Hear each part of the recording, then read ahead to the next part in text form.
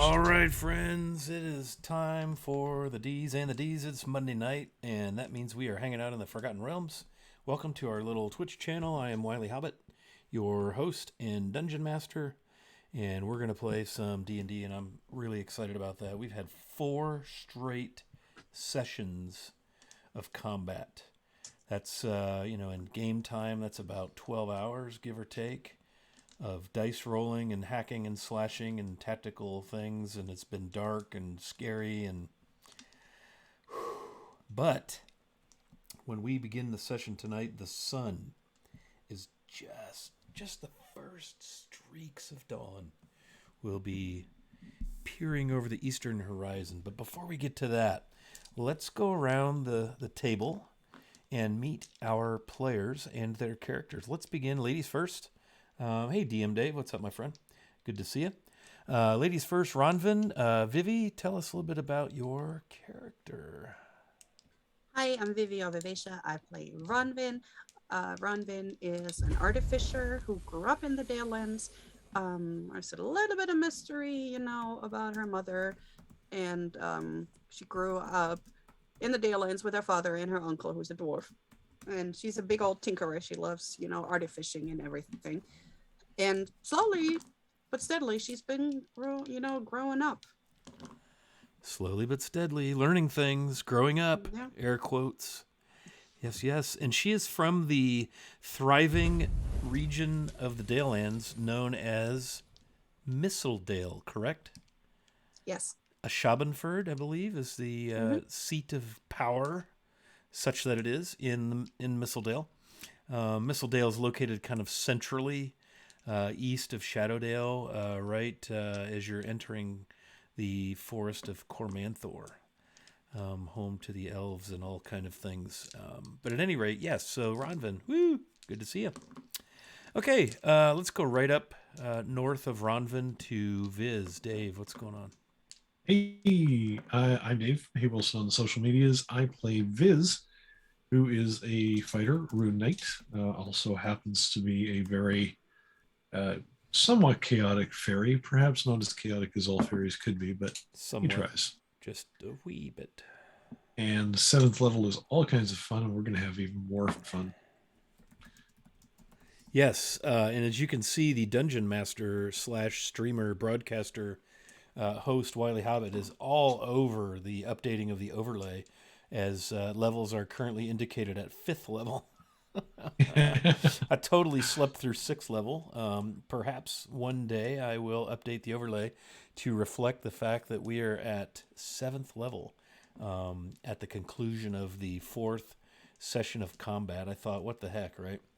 So, yeah, all right, good deal, Viz. Very nice to see you again, Dave. Rue Shahar, what's going on, Rue? Hey everyone, my name is Andrew, also known as Fellowship of the Tables, and I play Rue Shahar, the Changeling Rogue. And Rue is in a bit of a shock because last session, at the end of the last fight, we discovered an NPC who he apparently knew from his past, and she was quite dead. Quite And dead, quite he face was down on an altar of Bane, and quite naked, mhm, and and he somehow was dead. Bad, quite bad, shocked by that. bad situation, yes. Dead without a mark on her body. Without a mark upon her, yes. Only the DM knows. Hey, Yeah, thanks for those bits coming out of northern Minnesota, yeah? Thank you, Guild Superior, DM Dave, and Fellowship at the Tables. Oh, we've kicked off a little hype train. Choo choo. All right, nice. Thank you all for that. Rance, Rumblood, what's going on? Unmute myself. There you go. You got it. You got it. Um, hey, I'm Mateus Matt. I play Rance Rumblood. Rance from Scardale originally spent his life on the high seas until he ran afoul of the Zentarim, and now he's out for vengeance and more rum. Always, always more rum. Yes. Yes. Rue, you're more like Neverwinterese, aren't you? your origins, Yes. north of Waterdeep, like way up the Sword Coast. And of course, we've established Ronvin is from Mistledale, Rance from Scardale, which is kind of the southeastern dale of the Dalelands, bordered to the south by Sembia. It sits upon the Dragon Reach, that northern large inlet that shoots north from the Sea of Fallen Stars, connects with the River Liss up into the Moon Sea, yeah. And Viz, you're from the Fey Wild. Yes, we won't hold that against you. All right, and that brings it back around to me, and I'm your Dungeon Master again, Wiley Hobbit. Yeah, we're going to do some stuff. Last 4 sessions have been spent kind of cleansing, if you will, the ruins of Snowmantle. And the company, the Iron Phoenix, accompanied by the captain of the guard, if you will, the constable himself, Zal, from Dagger Falls, a paladin of Lathander. They managed to eradicate all the funk that had been operating in the ruins of Snowmantle, some 2.5 days ride northeast of Dagger Falls, just under the eaves of the border forest. It's an old settlement that had been abandoned for some time. Darn those old abandoned settlements. The Zents apparently were operating some sort of operation in league with some priests, or shall we say a priestess, drow, of Bane. Documents were found. Combat ensued. Thugs were killed. The Hydra, this drow priestess of Bane, was destroyed in the very temple of Bane that had been erected or sort of reconstituted out of the ruins. A temple. Gosh, this temple also had holy symbology to Cyric in it as well. So a very confusing scene until the party had found the scrolls, the documents that basically incriminate the Zentarum. It was orders from one Jamna Gleamsilver, our dragon of the Zentarum, to establish and operate a slaving and salt mining operation that extends by tunnel all the way under the very streets of Dagger Falls. And hey, Wilson, thanks for those donations of subs, and that'll get us to a level 2 hype train. That's pretty darned exciting. So thanks for gifting all those, Dave. It's very thoughtful of you. The party is now assembled in Snowmantle. As I mentioned, they've kind of fought through the evening. They discovered tunnels that lead back to the southwest, dead on point, back in the direction of Dagger Falls. So the assumption is that those are probably the main transport between here and Dagger Falls. Can you imagine marching 2.5 days in the tunnels? And goodness knows what all is connected down there. If you recall, several episodes ago, this very same group of heroes found and excavated some salt devils who were mining salt, apparently trading salt to the Zentarum for weapons, assuming those weapons maybe are being used in the Blood War. That was never really established, but evidence of slave trading and slave labor, all sorts of unpleasantries happening right under the very soil of Dagger Falls, under the Dalelands. Hence the name of our game, Mysteries in the Dalelands. But our party has won through. They've ended the threat in Snowmantle. They've gotten apparently to the bottom of this. And this is where we will pick up our story. As I mentioned, it is dawn's early light, if you will. Just the very beginning pink wisps of dawn, fingers kind of coming over the eastern horizon as Zal and the party trudge back out into the clearing from the vigilant talon of Bane, the temple to Cyric and Bane and goodness knows what else over the years that they discovered the corpse of Luala Blackhand, someone who's apparently acquainted with Rue. She was found naked and deceased upon the face down upon the altar of Bane, while the Hydra was actually in the sanctuary, apparently preparing for some sort of unsavory ritual or some such. But at any rate, so the party is kind of back out into the clearing, the ruins of Snowmantle proper. This temple site was actually probably a quarter of a mile back into the thick darkness of the border forest.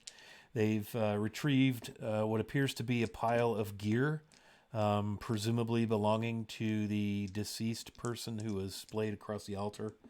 They have some items that need to be identified. And it is here we'll pick up our story. And so I will turn the tale telling over to our lovely ensemble of player characters and players. Take it away, friends. Well, Runway would definitely be interested in finding out what all of these things are. All right. I do believe you have the ability, the spell, Identify. Is that where you're headed with this?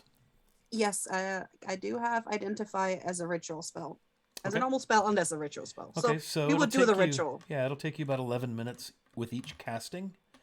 And there are a number of items. There is a very, very fine set of onyx black gauntlets that are embossed with the holy symbol of Bane, sort of that ghostly palm.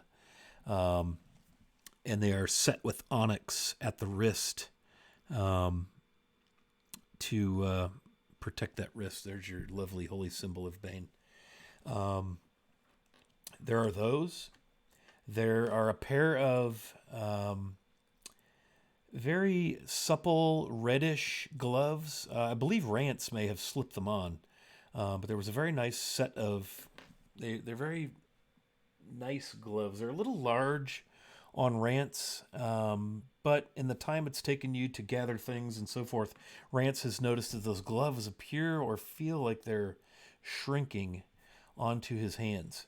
There's a book, a large black leather-bound book that was in the backpack on the back of the Hydra, the Drow priestess of Bane. It's bound leather, just black as black gets, and embossed in gold is a single word, Glorgana, Glorganna,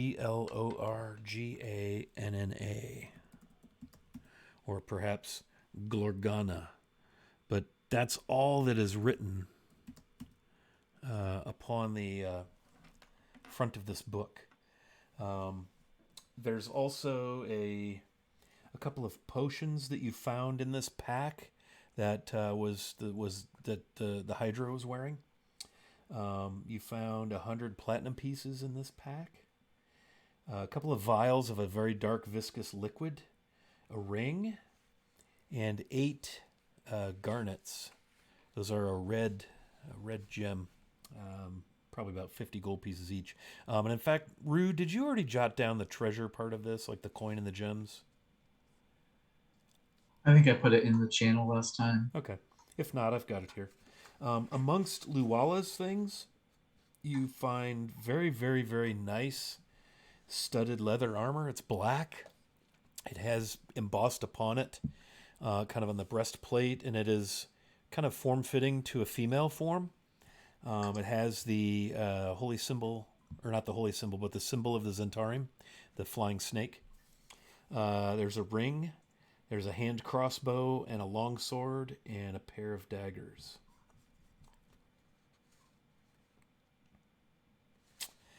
So, Ronvin, you wish to start identifying? Yes, please. Okay. Zal is going to leave you to that and get out into the grass. So he's going to exit the ruins and go out into the grass just south outside the forest and face east and kneel and begin to pray. You'd presume, as a paladin of the Morning Lord, that he is probably in his daily devotional. as it is common for those who worship Lathander to pray at sunrise outside facing the east. Okay, what would you like to identify first, Ms. Ronvin? The gauntlets. I mean, she would be fascinated by them because they're changing size, just like her armor did that she found, Oh, the gloves that are on Rance? Yeah. Okay. Does Rance like hold up his arms and She just has to touch them. Just let me check him out. Let's see here. There we go. What does it look like when you cast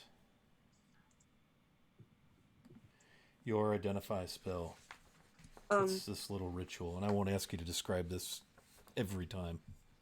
Well, I'm thinking what it is since she has that bluish, purplish gem on the back, and I'm thinking that when she spreads her hands over it, it kind of shines some light on it, Okay. so she can examine it, and so she's basically channeling that identify magic through the stone in her gauntlet. Very well. So these are definitely magical. They show enchantment magic. They're reddish leather, and they have been snugging onto your hands, Rance. These are what's known as artisan's gloves. They grant the attuned wearer advantage on sleight of hand rolls and also on any rolls using any sort of artisan's hand tools. Artisan's gloves. nice? Wondrous Advantage on item, rare, homebrewed by the dungeon master.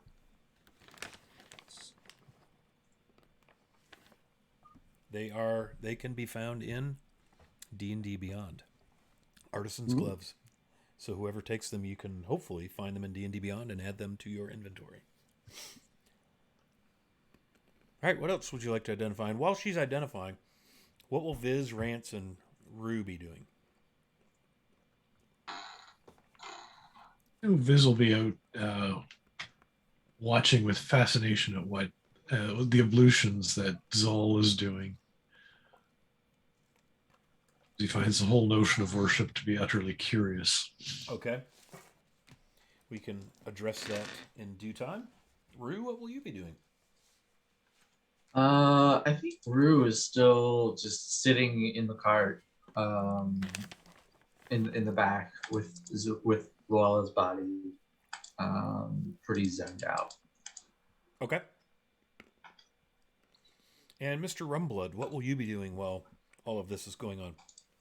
Rance will be kind of keeping watch. So crossbow out, kind of pacing around, looking at the forest, looking around, watching everybody's back as they're all engaged otherwise. Very Make well. sure there's no ambushes. Ronvin, are you outside going through the gear, or have you gone into one of the buildings? What's the weather like? Is it sunny? Is it warm? Is it Well, cold? the sun is just barely coming up. It is late summer, so it's mild. Oh, she's Shirt sleeve weather. It's very pleasant. yeah. She would probably be in the doorway, close to the breeze, but not all the way outside because you never know who's going to show up. All right. What else would you like to identify? If I remember right, there were daggers. There is a pair of daggers that Luala had. They are non-magical. Okay. Black. The steel itself is very dark. Where a maker's mark would be is the symbol of the Zentarum. These are probably Zentarum forged daggers. Everything about them is dark and black, but they are non-magical, just very fine weapons. Right. And what else did we have left? He had a longsword. Mm-hmm. It is enchanted. It is a +1 weapon. Oh, nice. Longsword +1. Hopefully somebody's writing down this list of stuff. The That would be Endress cool. job. That'd be cool.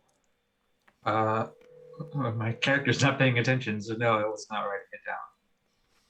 Yeah, I'm getting it. Don't worry. Rue is pouting somewhere. I mean, he he's has ruminating. a emotional crisis. That's right. There's that ring. It's on Rance's finger at the moment. There's a couple of rings. Are there? I only clocked one. Oh, Two the rings. shiny. One was with the Hydra, and one was with Luala Blackhand. So the one that was on Luala, since we're going through her gear, that is a ring of protection +1. Ooh. Rue, or maybe Rue would have that. Well, I already have a ring of protection. It's not +1. It's just a ring of protection. So yes. And the ring that was on the Hydra is on Rance's finger. Okay. Hopefully, it was a good one. You gonna have her identify that? Absolutely. All right. So it is also magical. Let me see here. It looks like the ring itself is like a. Remember those in the 80s, those ID bracelets that had the flat links, right? Silver. It looks like that kind of linking, very flat, interlinked. Has a beautiful clear stone set where the links join, and it is a ring of free action. When you wear the ring, difficult terrain does not cost you extra movement. Magic can neither reduce your speed nor cause you to be paralyzed or restrained. Now, note if you're mechanically restrained, that's different. But magic cannot cause you to be restrained. Something like hold person. Ring of free action, rare, requires attunement, can be found in D&D Beyond. Very cool. Let's see. The priestess also had a very fine cloak, non-magical. There was a couple of potions that she had. One is a potion of speed.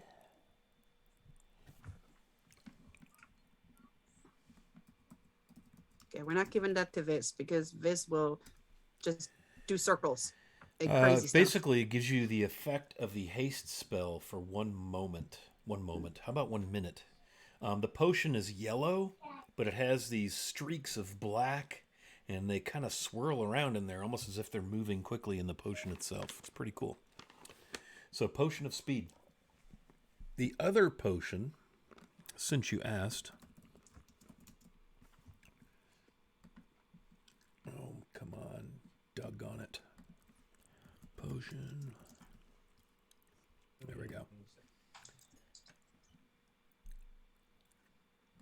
This it looks like there's actually like fog in the vial. And it's a potion of gaseous form. So when you drink this potion, you gain the effect of the gaseous form spell for 1 hour, or until you end the effect as a bonus action. When you pour it out, it like pours out kind of like dry ice. That's my favorite potion, gaseous form. There's a hand crossbow +2.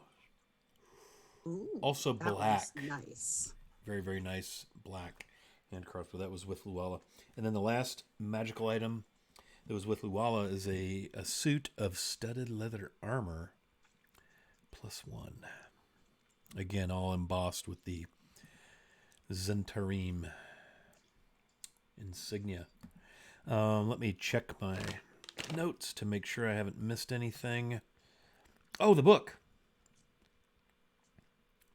Very important.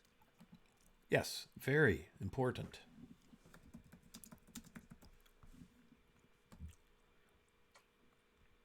Okay.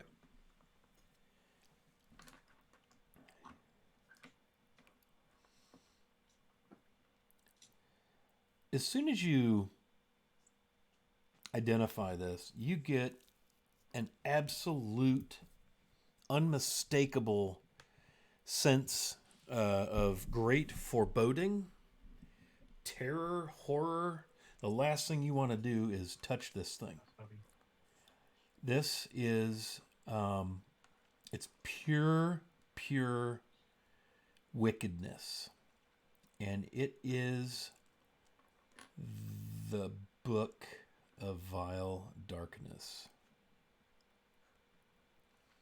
And you know that if a non-evil being attunes to this, they will become evil. Ooh. Can we burn that? This is an artifact. And you notice as you bring it out, plants wither in its presence. You bring it to the cart, the horses are very uncomfortable, stamping and trying to get away from it. This thing is nasty. Nasty, nasty. So you have found a nasty. And that is your findings as far as all the magical items are concerned. Yeah, she would definitely like to burn that book. Yeah, I'm not sure we're gonna be able to do that.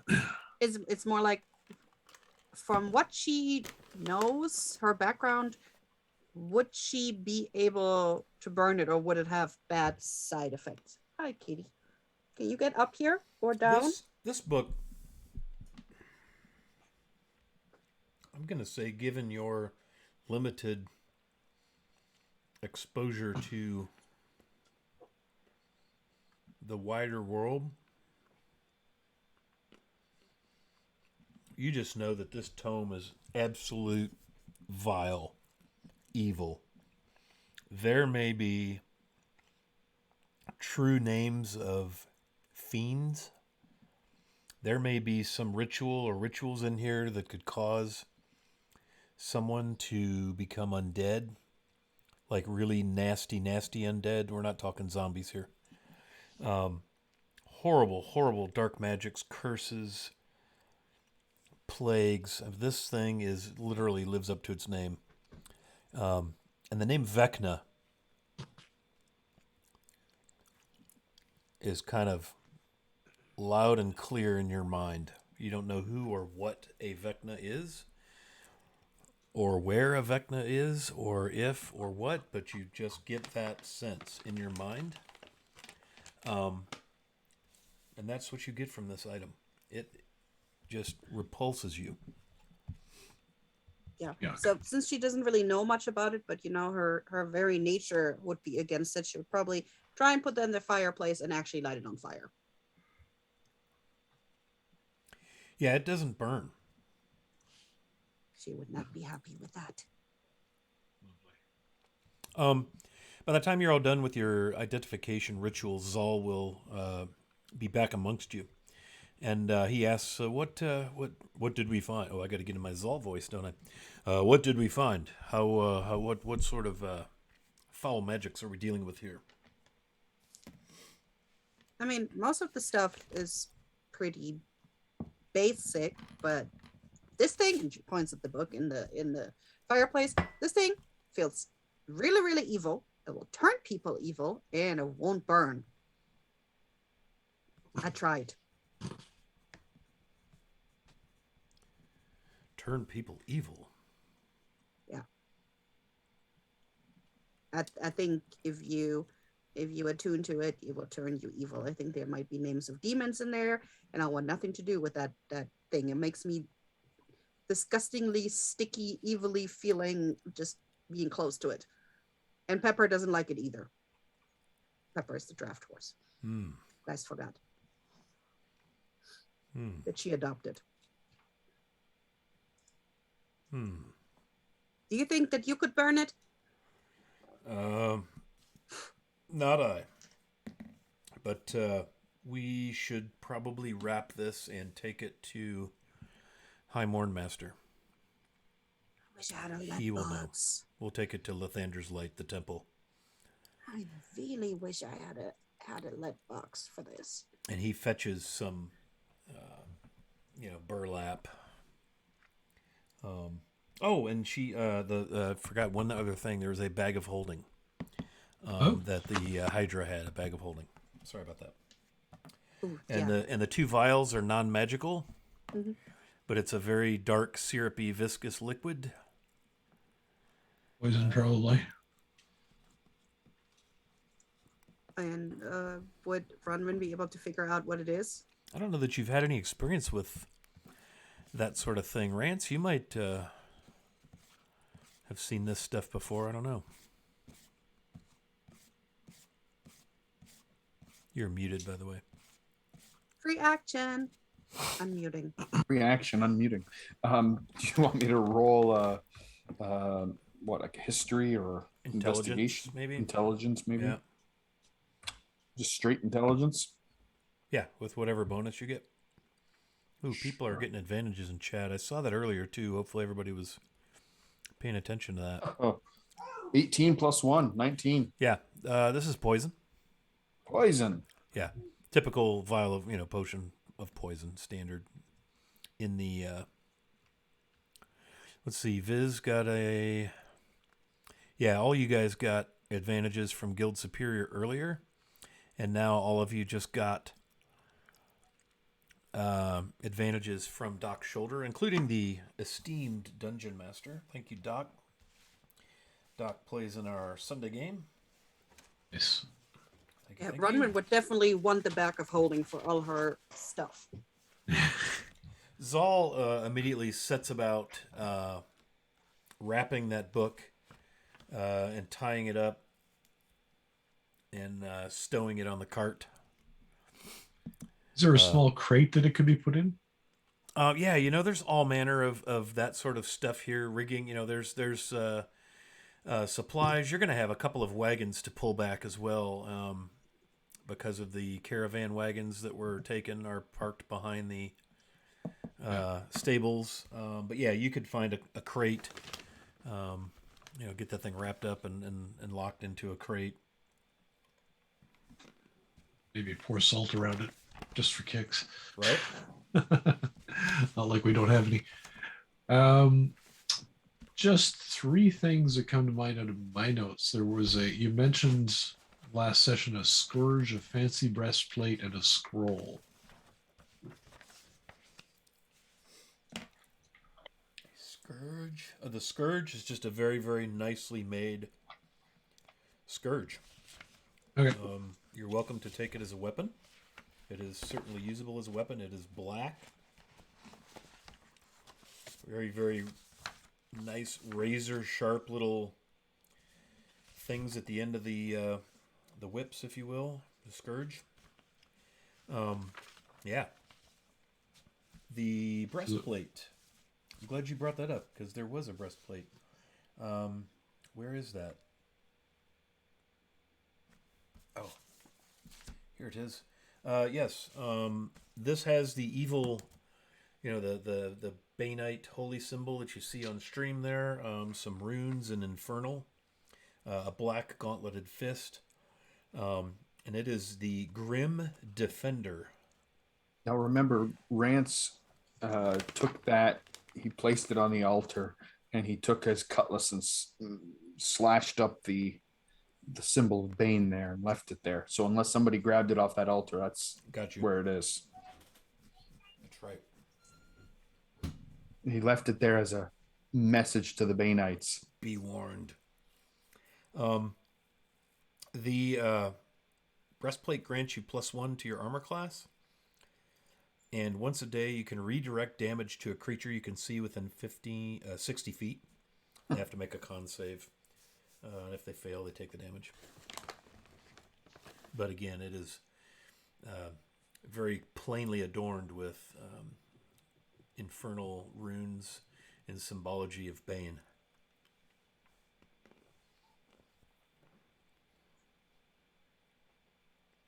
Ronwin is totally busy shoving all the stuff that's in her backpack. all the smaller stuff in the backpack in the back of holding, and she's just like, this is so much lighter, shove. This is so much better. Shove some more rope in there. Because for Were some reason, the she has 2 sets of rope. I'm not quite sure why, but she had 2 sets of rope. Rance takes off the artisan's gloves and hands them to Ronvin.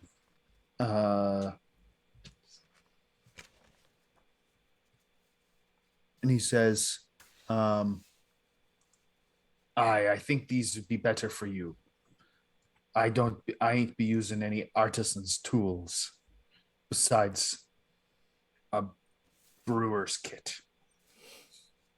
All right.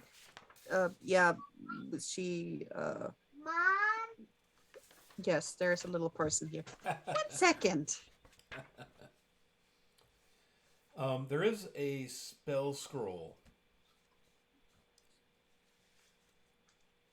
that was on the person of the Hydra. Zal can decipher that, and there's 2 spells on there. One is called Wave of Pain, and the other is Mystic Lash. These are Baynite clerical spells.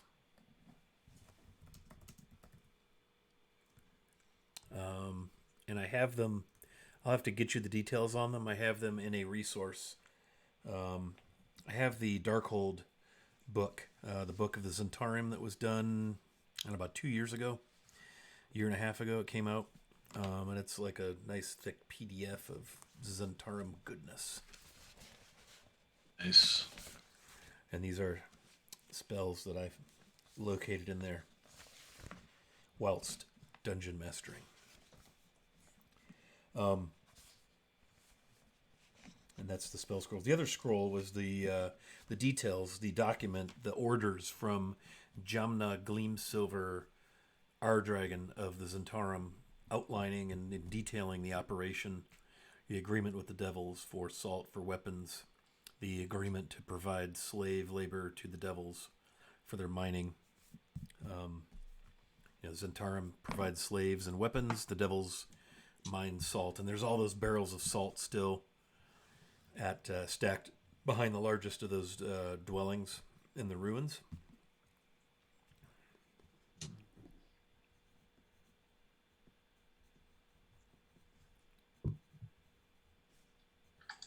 And that's the details on the magic items. Awesome.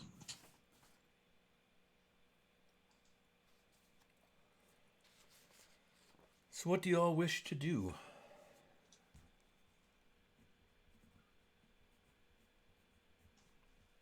I guess we'll load everything up in the wagons that we can and get the horses hitched because we've got extra horses, I think, as well. Yeah, there were 6 horses in the stables. They all have full tack and harness. Everything is adorned in black of the Zentarum. And of course, with that comes the overabundance of Zentarum symbology. But yes, there are 6 additional horses. There's 2 wagons that were from the caravans, one of which is very clearly marked, Lord Cormeral's crest, that sort of thing.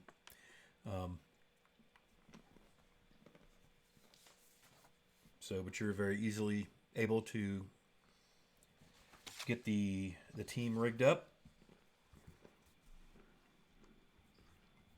By now, the sun is climbing in the sky. It is light enough to see. A bright, clear morning. Almost no humidity.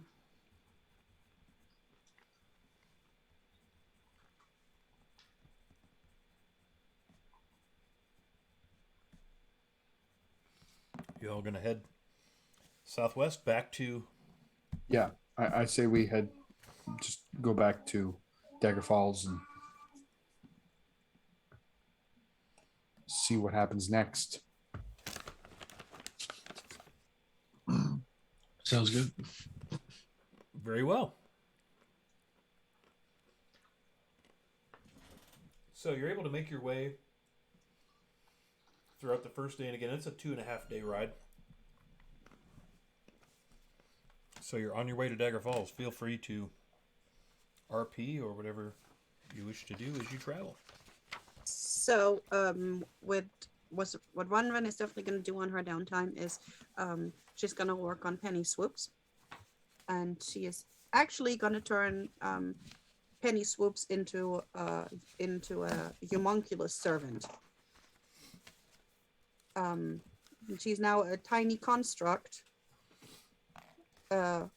She's neutral, and she actually has a stat block, and she can like follow. Basically can follow orders. Yeah, that sounds lovely. Yeah, and it's Homunculus. I yeah, like that word. it's like and what she did is she used one of the obsidians that she had. She has to use a gemstone, at least 100 gold pieces worth, Right. and that gets infused as the creature's heart. Ah, So normally the body would instantly form around it, but I'm thinking that she was working on the heart and she put it into penny swoops, and now penny swoops is friendly to me and all my companions, and obeys my commands, and in combat it shares my initiative count, and she takes a turn right after me. The move, reaction, and actually takes on its turn as the dodge action unless I use my bonus action to tell her what to do. And I can cast mending on her to heal her. and this is called a homunculus. The servant. Cool. Can she? And you may have said this. Sorry, I was taking notes. I slipped into note-taking mode. Can penny swoops communicate with you verbally, or telepathically, or sign language? Anything cool like that? Does she play the trombone? I don't think so. Well, what the Else hell maybe good the is she animate if she called. can't play the Oh, trombone? you know what? They don't have to be animals. They could also be like hovering cauldrons or stuff like that. The homunculus servant stat block, which uses your proficiency bonus several places. Doesn't say anything. Okay. But if it dies, the heart stays in its place and you can reuse it. Repair it. Okay. So I'm picturing you in one of the wagons, maybe?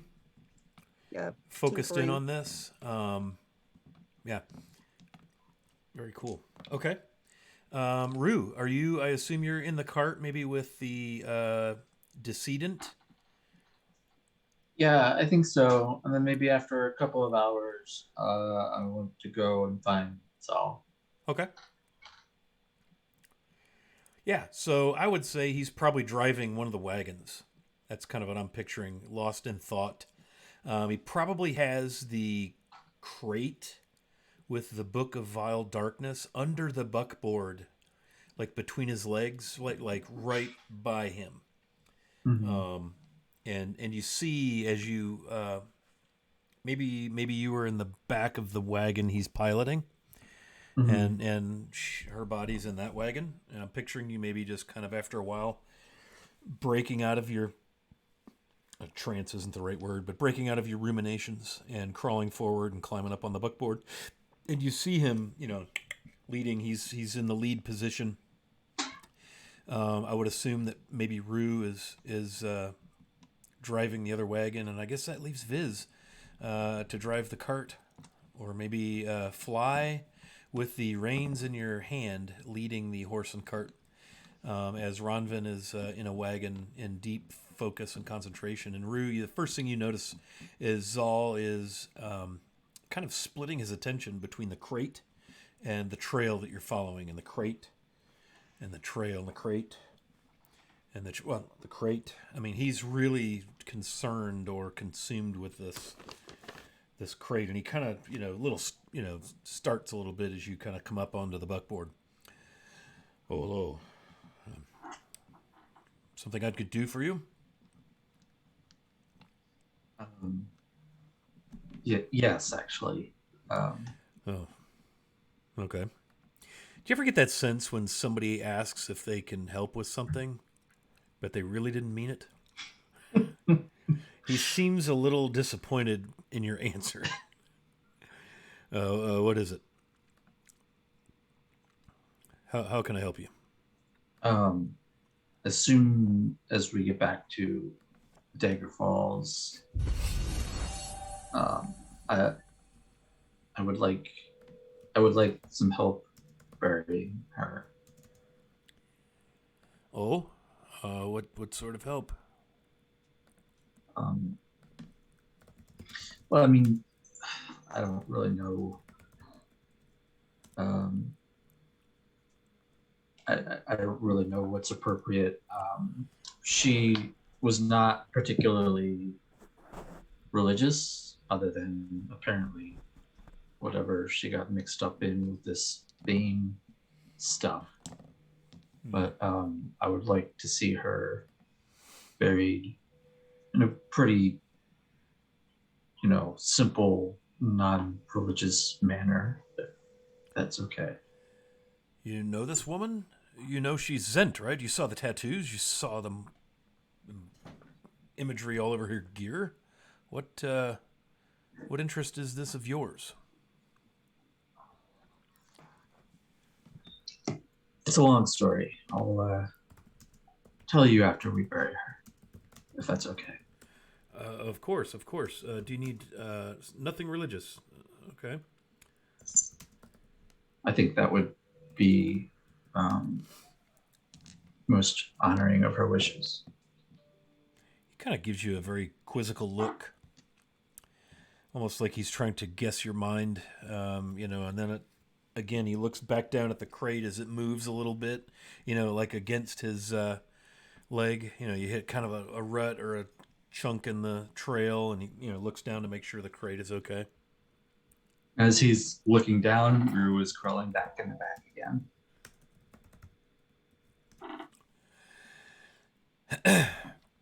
And his focus goes back on, he kind of sets his elbows on his knees and, with the horses and the reins. As he drives the wagon forward with a lurch, and you settle back into the back. I presume that you've wrapped her in some manner. She's not just flopping around, laying around. Yeah, I know he had put something like a cloak or something on her, and I assume Rue has probably at least secured her and made sure she's not going anywhere. Very well. All right. So this day passes uneventfully, much to your delight, given the past 8 hours or so. The overnight hours were quite busy. Somebody had asked earlier if you'd had a long rest. Technically, you haven't had that yet, only because we're coming fresh off combat. You were up all night. So all of you are pretty wiped out, tired. I wouldn't say, technically speaking, exhausted level 1, but you're tired. All of you still have whatever wounds that hadn't been healed magically or by short rest. And it's the shadows are growing long.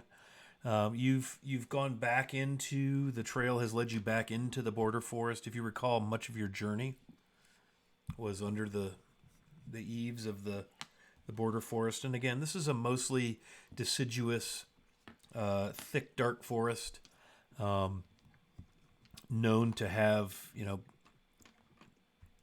fairy circles or fey crossing veils. In fact, you know of the location of one because you hid it. You checked on it on your way up here. So, it's an old forest, sort of mystical and misty in the evening as the shadows grow. Makes you a little uneasy, but so far you've seen nothing and heard nothing out of the ordinary. And so the shadows grow long, and Zal pulls the first wagon to a halt and turns around and looks at the party. Do you wish to set camp, or should we press on? We're still over a day out.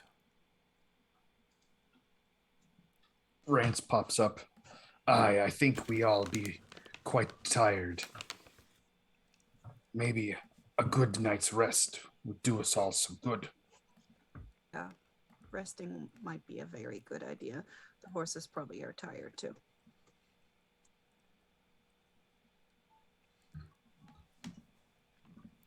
Very well. I think here is as good as anywhere. We could pull these wagons to the side of the road. I don't expect any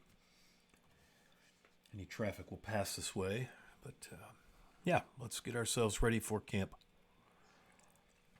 And he guides the horses so that most of the wagon is mostly off the trail, kind of up against some trees. He unhooks the 3 horses that have been pulling the wagon and goes over and finds them a bit of a clearing and stakes them, hobbles them, if you will, so that they can graze. He'll come back and help Rance with the second wagon and Viz with the cart. I'm trying to recall, did you all come up here on foot with one horse pulling the cart? I think that's how you came up, wasn't it? Yeah. Okay. It was. So he will help, get, so you have a total of 7 horses, 3 on each wagon, 1 on the cart. So he'll help get that set. What are the rest of you doing?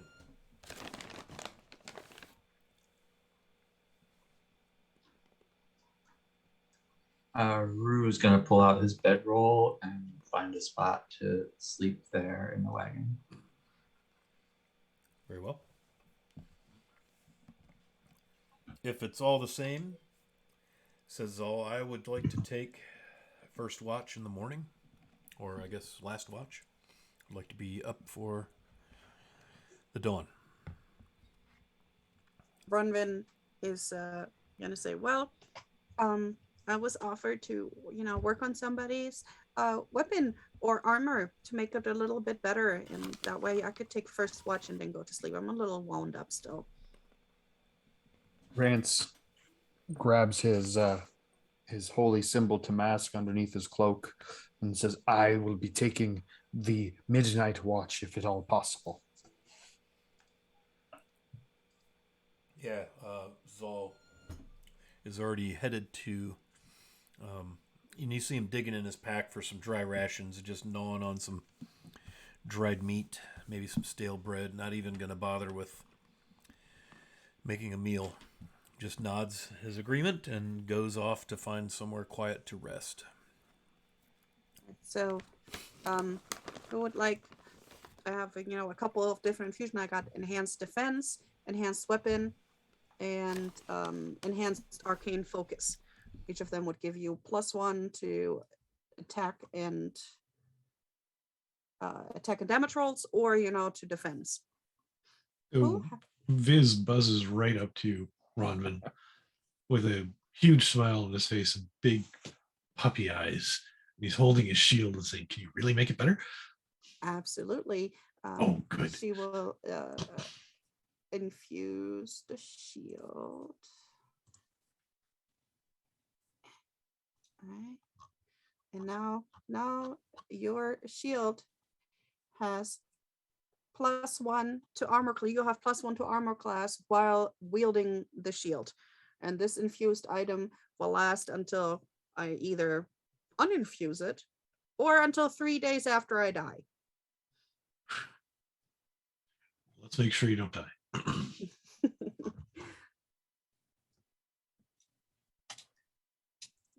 So basically it will give you if your normal shield has +2, you'll have +3 armor class, depending on what shield you're using. So basically turns that shield into a +1 shield, correct? Yeah, it just gives +1 AC. Yeah. On the shield, yeah. Great. Nice.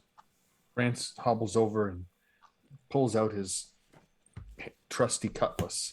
And he says, aye, lass, can you do anything with this? Absolutely. How long does it take Ronvin to complete one of these enchantments? Not the right word, but upgrades. And are there any materials needed or anything like consumed in the process? Well, it says whenever you finish a long rest, you can touch a non-magical object and imbue it with one of your artificial infusions. So I guess I can only do one per long rest. Got you. And it says it remains in an item indefinitely, but when you die, the infusion vanishes after a number of days. Wait, intelligence modifier. So, that's actually +1 Yeah. So you have a week until after I die. So And note DM note to self: killing Ronvin would significantly weaken other party members. Yeah. Okay, good. Just wanted to make sure I understood that correctly. I mean, yeah, not that Absolutely. paying any Yes. attention to such things.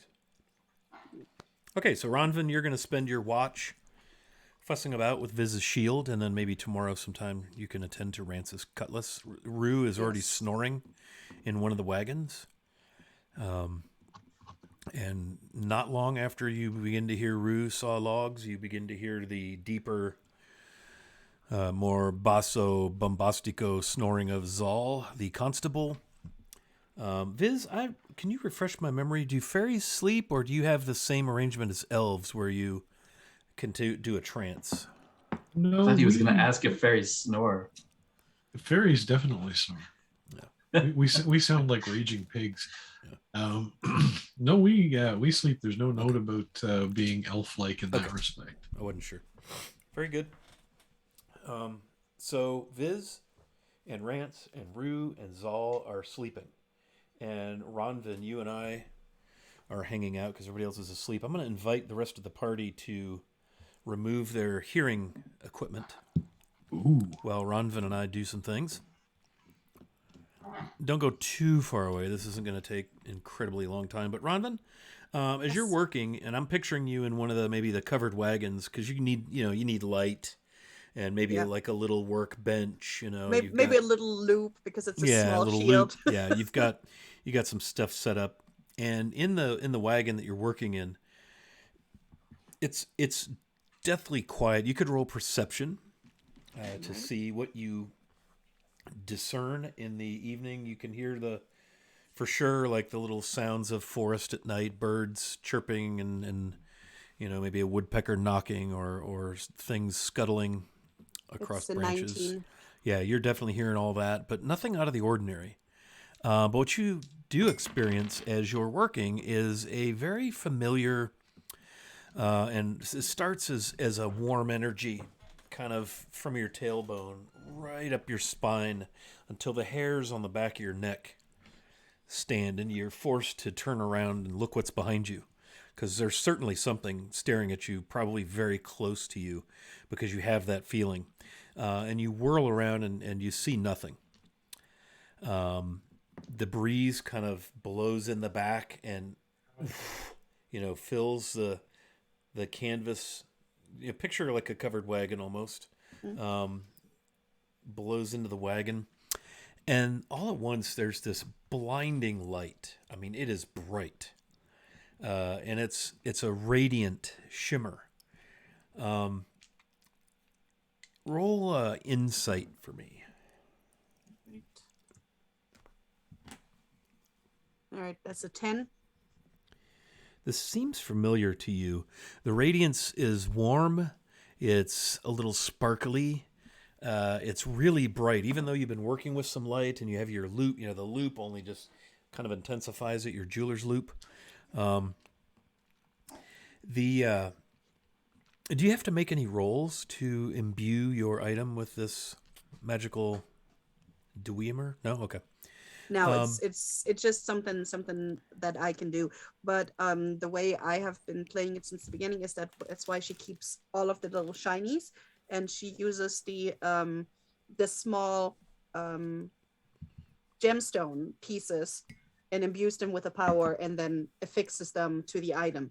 So Viz's shield would have small broken apart pieces of gemstones on it. Blingier, almost like mosaic of gems. Nice. Yeah, so she's totally bedazzling everybody's armor. Yeah, it's starting to take shape, and this light is causing that to sort of disco globe inside the wagon. So you're catching off of the facets of the surfaces of the gems that you've affixed to the shield. You're catching reflections and colors of that in this bright, radiant light, and you see a kind of a shadow begin to manifest itself in this light facing you, and you recognize it immediately because of the voice that speaks to you. Ronvin, sweet child, it is good that you survived the darkness, and you've done well. It is I, Seraphina. Oh, oh, yeah. I remember your voice. It's so bright, though I can't see you. Yeah, and as you're speaking, and you recognize the voice immediately, she's come to you in dreams before. You're not sleeping, however. Mm. It occurs to you. You're like, okay, this is different. Um, I need a word. I wish to warn you. Oh, But and you're really here. How bad is it? she reaches out and takes your hand. So she's corporeal, and she clasps your small hand in hers. She's very warm, very soft skinned. But she's all in shadows. You don't really get a very good image of any real facial features. She has a large, cowl, and the light is behind her, radiating forward, so it's backlighting her. So you're pretty sure if you were behind her, you could get every last detail. But unfortunately, her face and everything is completely cloaked in shadow. There's a great darkness threatening the lands you call home. This darkness, it's hard to discern, but I felt I must come warn you and aid you if you'll allow me. Is it coming? If it's coming from this horrible book that we found, because that was just like really. She not good. stops, and you can see her head kind of turn. No, this is coming from the waters east of your Daleland. We would like to see my order. We would like to see this darkness driven back. And if you choose to help, and you will need the help of many, but if you choose to help, I shall imbue you with power. I shall become your matron, if you wish, and I will be with you more closely. So you would be there, and I don't have to dream anymore. No, we would be bound to one another. Not as slave to master, but as matron to servant. It is your will. But if you choose to help us, you enlist the help of your friends. The dragon reach is growing, possibly coming ashore. And we need your help. And she would know what the dragon reach is. Roll history. That's a 16. The darkness is obscured to us, but we know it is coming, and we know from where. You know that the Dragon Reach is a substantial body of water that forms the eastern boundary of the Dalelands. It bounds Harrowdale and Scardale. It bounds Sembia. It is the northern arm of the Sea of Fallen Stars. It's a giant inland sea in the middle of Faerun, Toril. So that would definitely confuse her. She's like, how is the inland sea growing or being dangerous, and what could we do about it? Some darkness comes. It's been growing for some time. We're fearful of what could happen to the Dalelands and the human lands. We need help to stop it. And I'm able to manifest power and strength, magics within you that you can use. But you won't be able to do this by yourself, little Runvan. Well, I needed help to do this too, and I mean, Look around you. Look around you. Enlist the support of your friends, your family, if necessary. Well, I definitely don't want my family hurt. My father suffered enough. So, what could we do? What would our first steps be? Where would we need to go? I'm not certain, but keep your eyes and ears open, and you'll see the way. But it will come from the sea.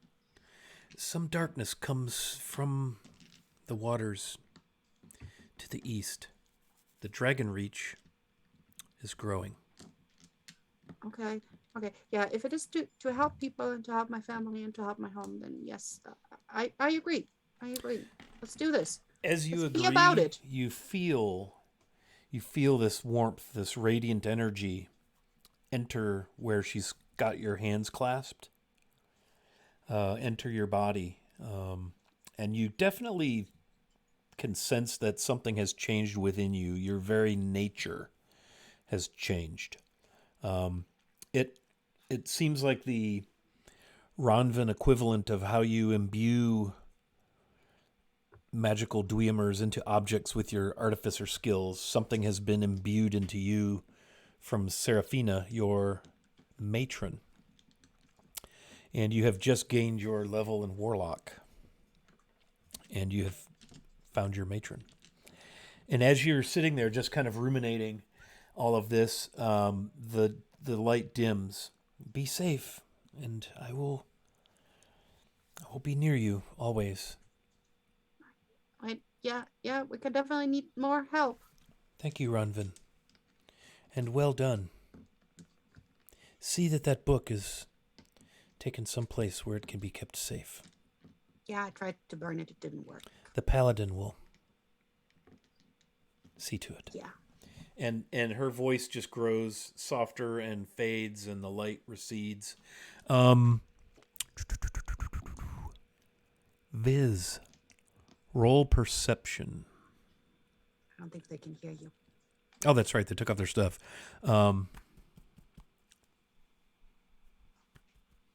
Come back, friends. Rejoin us. Actually, Rance, you're due next for watch. Roll me perception. Hold Oops, hang on. Rance. Roll perception. You're next up for watch as you kind of yawn and something kind of pulls you awake with a start.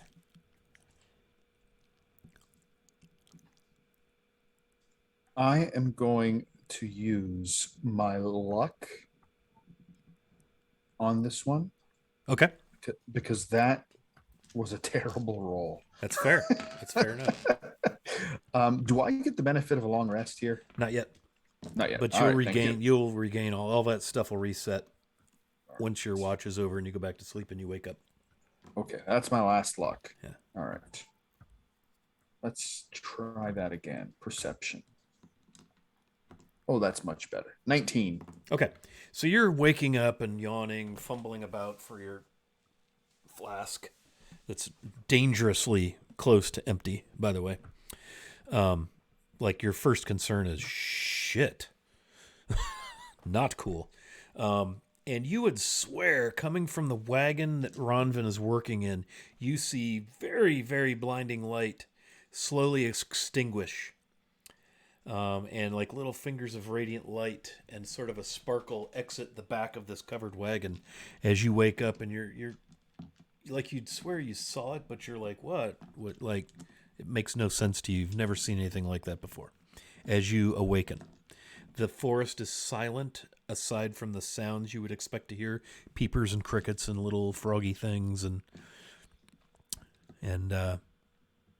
you see a dim glow in the wagon where Ronvin was working, which was the glow you saw as you laid your head down to go to sleep. What do you do? Rance will grab his gear, guard his sword, check it, grab the hand crossbow, pull it back, put a bolt in, and kind of walk over slowly, maybe stealthily. You going to shoot Ronvin? I just saw blinding lights over there. I don't know what's going on. I mean, that'd be kind of cool. Okay, roll me stealth, man. You're going to sneak over to the very dimly lit. And as your eyes adjust to the darkness, it almost feels like the light inside the wagon is growing brighter, but you realize it's just relative to the darkness. And you can even see movement of maybe somebody's in there moving around, causing shadows and things. 24. Yeah. So you easily, like a breeze, like an actual shadow, make your way to the wagon. All right, and I'm gonna peek my head in and look at what's going on. Ronvin, what does Rance see when he peeks into the wagon where you just were, working on your item and things? Thinking he will see Viz's little shield with some little broken gemstones and like all Cute the little fairy teeny- shield. Yeah, the little jeweler tools right next to it. Like I dropped them on the floor, and you will see Ronwin sitting there like rubbing her eyes and just muttering to herself like, "It's all fine and good to be bright, but this is just too much." Just muttering to herself because she can't see.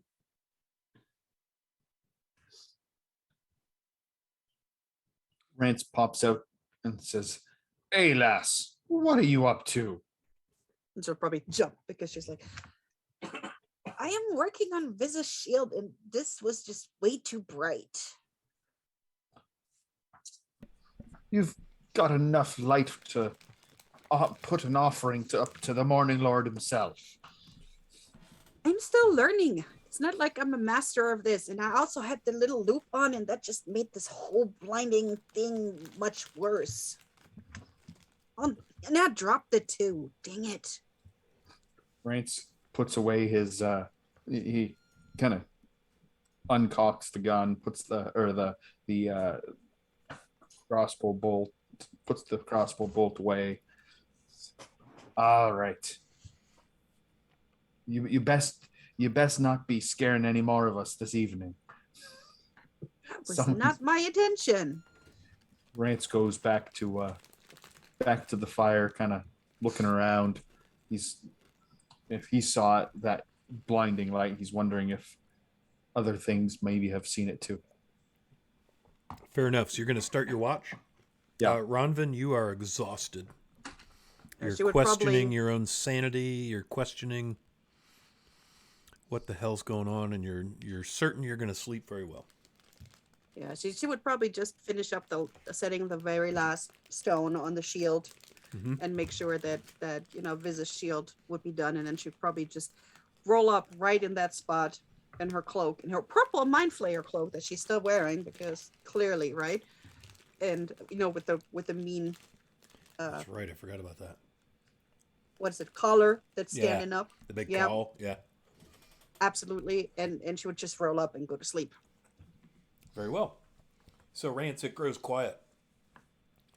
And your watch passes uneventfully. It is time to rouse your diminutive fey companion from his cute little snoring slumber, nestled in a pile of leaves in the trunk of a tree stump not far from the edge of camp.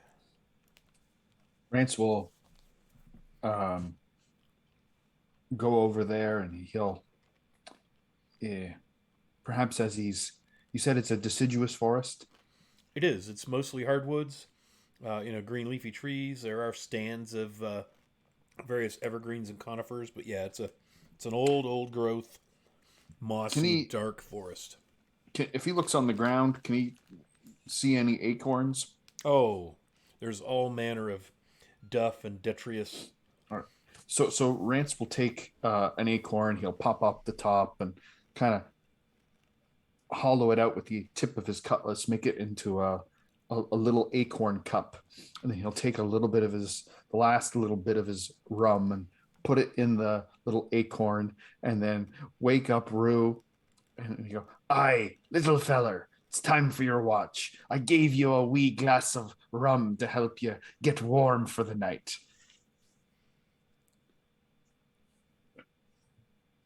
It's my last stuff. You better appreciate it." Now, I know you meant Viz, but you said Rue. Sorry, Viz. So Viz will wake up half sleepily and say, "Oh, is this nice?" Okay. Do you know if Ronvin's finished with my shield. What a night. Aye, she was making offerings to the Morning Lord with her hammering. So you should go check. Really? The Morning Lord? She never struck me as a type. Where is she? Oh, over in the carts. Oh, in the carts. Okay. And Viz will sort of stagger around a bit, flying toward the towards the carts, looking for Ronvin and smelling this rum, thinking it's a little overdone. And once he's out of Rance's sight, just sort of dump the whole thing on the ground. Oh, thank goodness! Let's give the fairy liquor. That's gonna end well. Rance, you're able to go back to sleep, buddy. Viz, you managed to narrow down which wagon Ronvin is in by the sounds of snoring. You hear the vibration of metal on metal with the deep, deep bass snores of Zal. He's actually under a wagon, under the cart. You hear Rue sawing logs in the back of another wagon, and then you hear the little kind of dainty snores of Ronvin in her wagon as she sleeps soundly. Yes. So I'll sort of rummage around Ronvin without trying to wake her up, make sure I can find my no problem. Obviously proportionally tiny shield. Yes, your shield is laying there. You do notice it appears to have been adorned. There are several gems set in the face of the shield. And it looks quite festive, very, very nice. Appropriate to a creature of the Feywild. I probably let you choose the colors too, before you Well, went to sleep. you've seen Viz's accoutrement. As many colors as possible is usually the best. All right, like then a it is a bag of- rainbow. Bag of Skittles glued to the front of your shield. Yeah. Yeah. Yeah. And he'll silently fly up and just swoop around in a rainbow ecstasy of an ecstatic flight of joy throughout the whole encampment as quietly as possible, which is actually considerably quiet. Oh, yeah.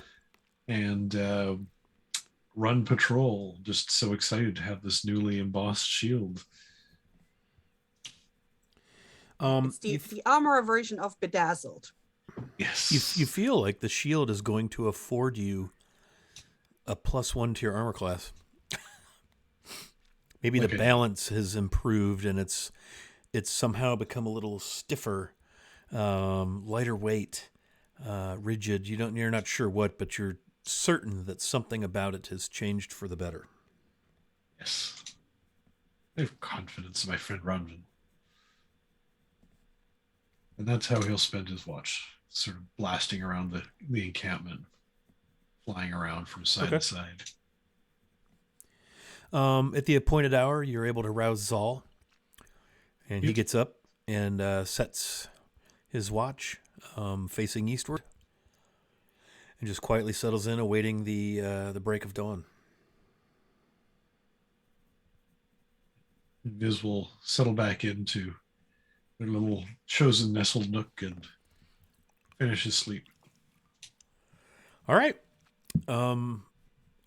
So, you all awaken when you wish to. Anybody who wakes up early, will see Zal again seated or knelt in prayer. Low bass voice singing or maybe chanting a bit. It sounds very tuneful, very joyous, albeit somewhat under his breath, probably more out of consideration for those who are sleeping. Everyone is welcome and encouraged to mash the long rest button. And it is the next day. You are about to embark upon day 2 of your journey back to Dagger Falls. How cool is that? Very. To Dagger Falls and beyond. All right, so here's what we're going to do.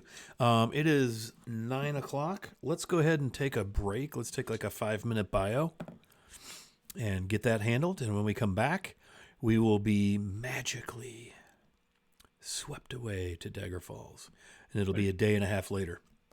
thought you were going to say magically delicious. I'm here for all of that. Yeah. Huh? How about that? Okay. So, those of you still lurking and hanging out in chat, thank you so much for hanging out with us. Hope you're enjoying our game as much as we are.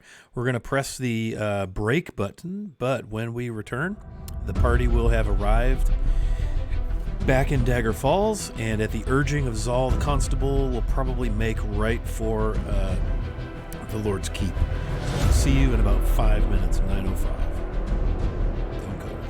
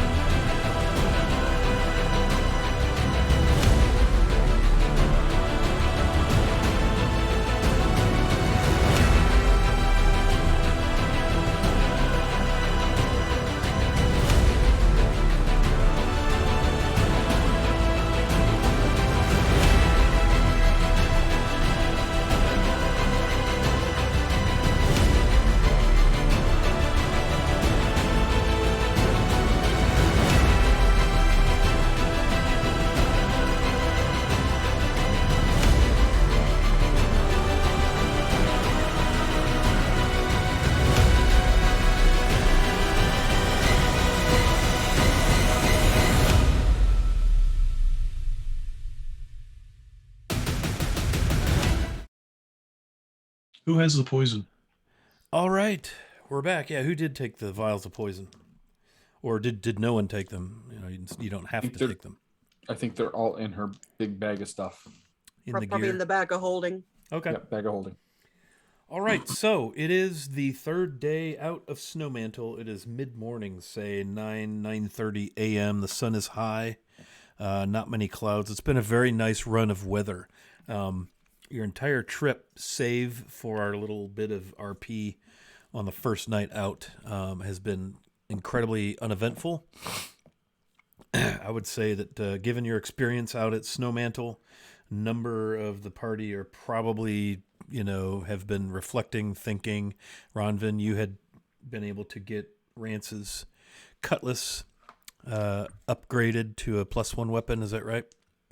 Or already was? I don't remember what it was to begin with, but it's been. It's already a Cutlass. plus. It's already a +1 weapon. Yep. So now it's a and it- +2. It gives him +1 on attack rolls and +1 on damage.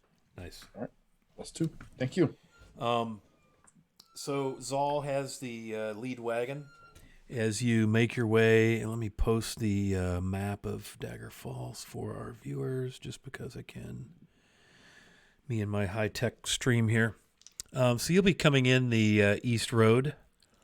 You'll roll right past Asha Tanner's establishment, the winding trail, past the four-way and into the East Gate. Zal seems quite anxious to get connected with Lord Cormeral, and as soon as he hits the first deputy constable he sees, he'll stop the group and dispatch the constable, the deputy, to the Lord's Keep to announce that they're back.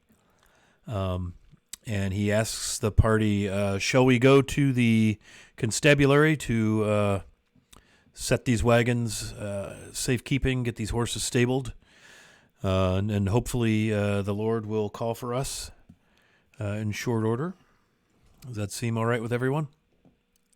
Yeah, and Bronwyn will remind him. The whole ride has been badgering him about finding a way to get rid of that book or make sure that nobody can get it. And she's like, let's not forget that we really got to find a safe place for this book, or we got to destroy it. You'll notice that crate that the book is in has been under his seat, under his very watchful eye. Every time that crate jiggled, moved, squeaked, he's been on it. And he says, yes, I plan to deposit this at Lathander's Light. The High Mornmaster will know precisely what to do with this. But we have the matter of the body that needs to be disposed of appropriately. We'll need to meet with Lord Cormeral soon. I've sent someone ahead to let him know we're back so that he may call for an audience when he's ready. If anyone needs to depart the group, by all means, please do so. I will see to it that these horses and all the wagons are securely set within the barracks of the constabulary. Well, as long as we have a plan, absolutely. Let's make sure we take everything over there and get the body settled as respectfully as we can. Okay. Rue, he kind of turns to you. Rue, what will we do with your friend? Should we take her to the temple? Shall we keep her here until we can have her buried? I think if we're not going to bury her immediately, let's keep her here for now. I will place her under guard. Thank you. I'll make arrangements with, and he lists the name of the person that runs the graveyard, to have her interred. Do you wish to say any words or be present, or? I would like to be present, yes. Very well. I will see what arrangements can be made, and we will take care of that for you. And sorry. And he's very awkward at this point. He's just very clear that he's not sure what to say. Seems a bit confused by your concern over this wolf of the Zentarum. Fair. All right, then. I'll see to it that the wagons and everything, the gear, all the caravan materials are secured. You're free to take care of whatever business you need to take care of until we are called for an audience. Oh, let's go back to the inn. I need a bath. I need a bath bad.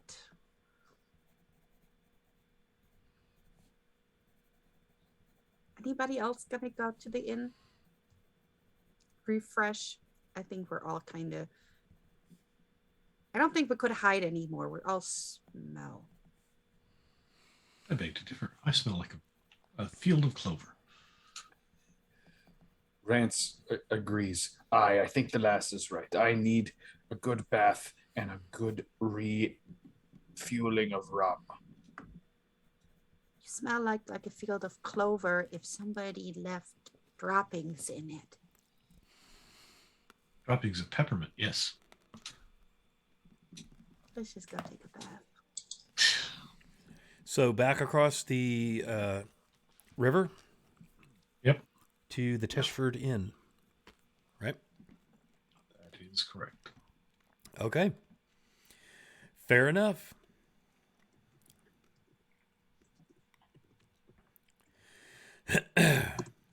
Hustle and bustle of Dagger Falls. Plenty of people moving about town. The little market square is open for business. The customary vendors hawking their wares and so forth.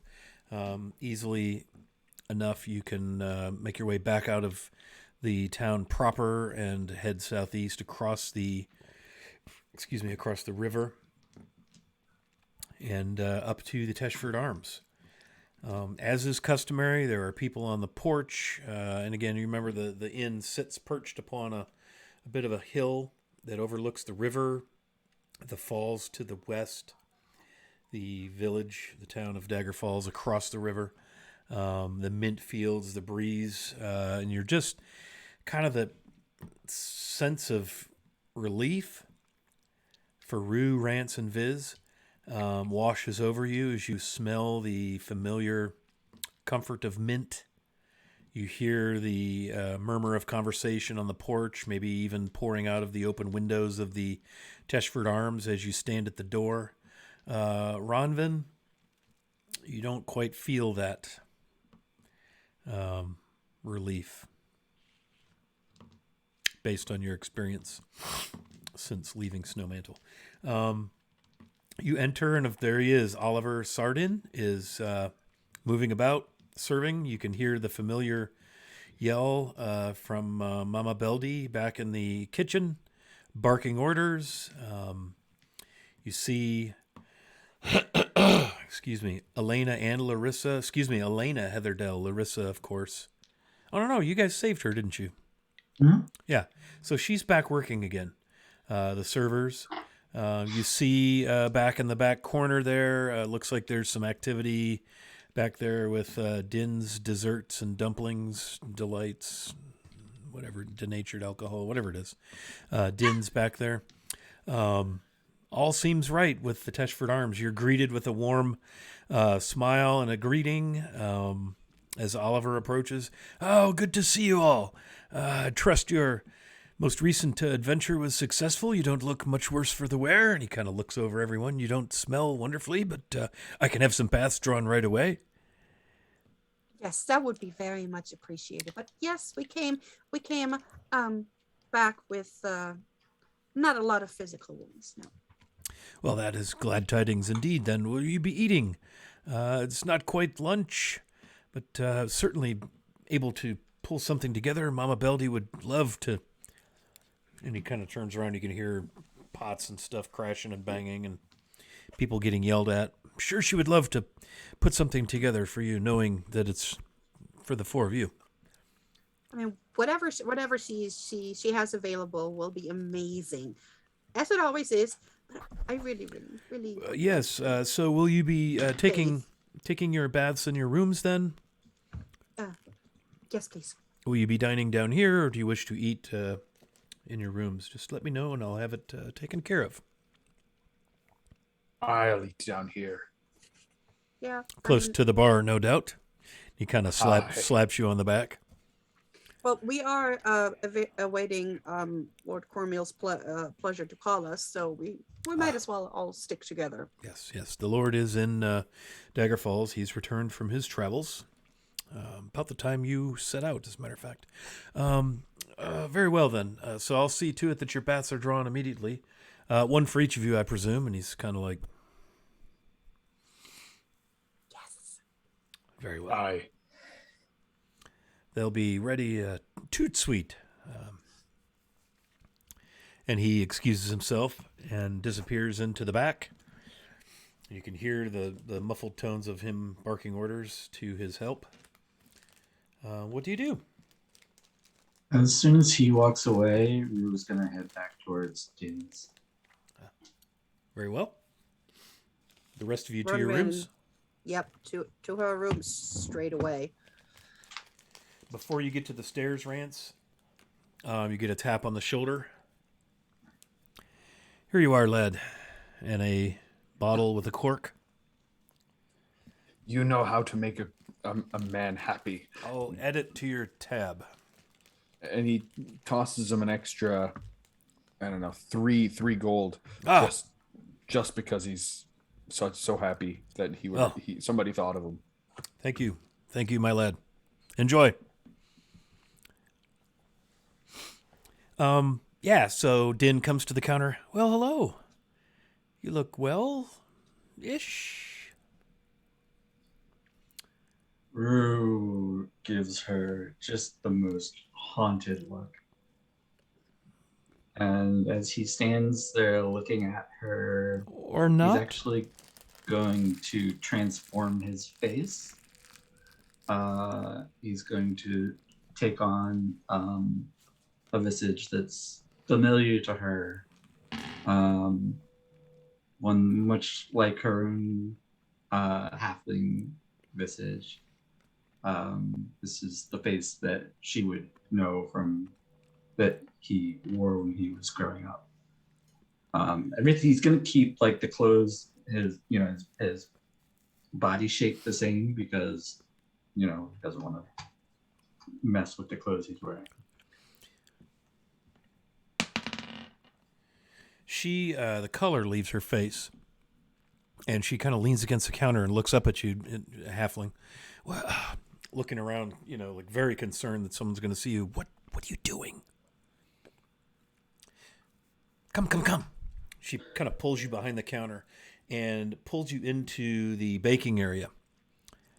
And there's a young lass back there covered head to toe in flour, and she's, off you go. Take your break now. Off you go. And without even looking up, she giggles and, oh, thank you, Miss Din, out the back door. And Din pulls you into presumably what might be her quarters. You haven't been back here, I don't think. And with a slam of the door, she pushes you. What do you mean, changing out in the open? What is it? She's dead, Din. It's over. Who's dead? Luala. What happened? I don't really know. She was killed by her own friends, I guess. Wait. What's over? Wait, what's happening? Tell me what this is. I thought you two parted ways long ago. I know you said she was looking for you, but she couldn't possibly find you here. Not as Rue. No, but I was looking for her. I wanted to find out why He kind of falters for a second. She tried to have me killed back in Neverwinter. You never told me this. That's why I came here. Why would she do such a thing? Yeah, I thought you were in love. She kind of mocks you like she has in the past where Lual is concerned. I don't know. That was why I came here. I was seeking her out. I wanted answers. It doesn't matter anymore though. What happened with you two? You've always been so mysterious about this. Now you come barging in here, you change into yourself and you just blurt out that she's dead and it's over. I don't pray to understand any of this.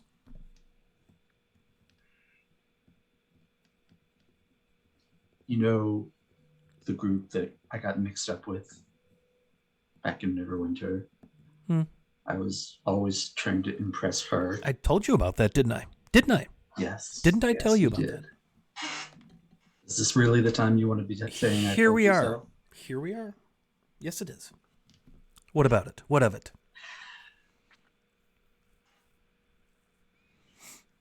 She convinced me to take part in a gig, A gig. a job. There was Never liked her. I never liked her, did I? No. There was some manor that we were going to break into and steal from, and we did, and in the process, several people died. Rue, why have you never told me this? That was not the plan. I was Plan or not? supposed to be. I know. She's And kind of wringing her hands. I knew I didn't like her. And that's how I wound up in jail. She got away somehow in the chaos. And Oh, well, isn't that nice for her? yes. I don't know. I didn't hear anything from her until a couple of months ago when somebody showed up and said that, he didn't say much other than I recognized him as one of her men and he tried to kill me. And I killed him and then My escaped goodness. in the chaos. My goodness. I never knew any of this about you or them or her. I've been trying to keep you in the dark for your own good. I didn't want them to figure out that you were important to me and then use you to get to me.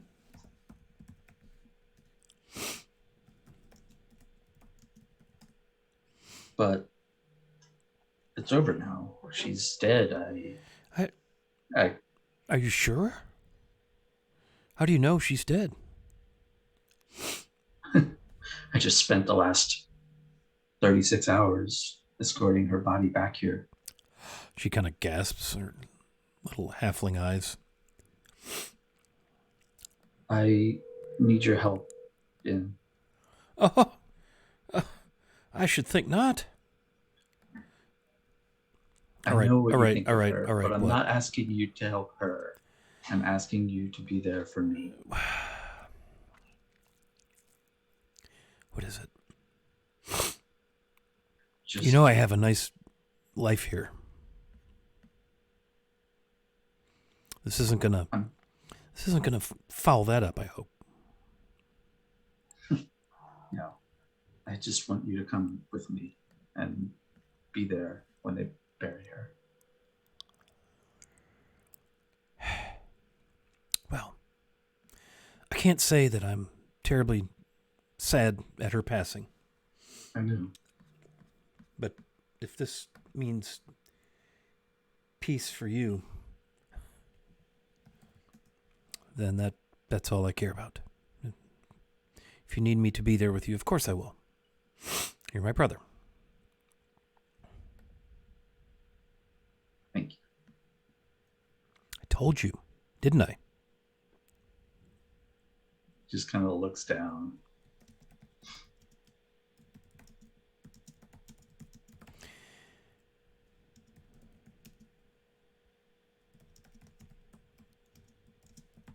I don't know when it's going to be. We'll wait to hear from Zal. Oh. So, still tied up with all of that. Whatever that is. Yes, whatever that is. I know, you can't tell me.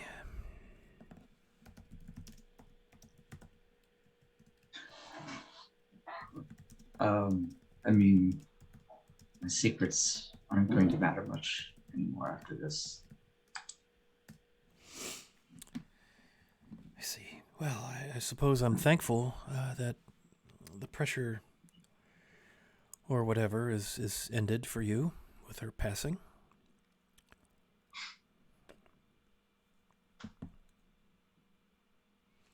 You killed people.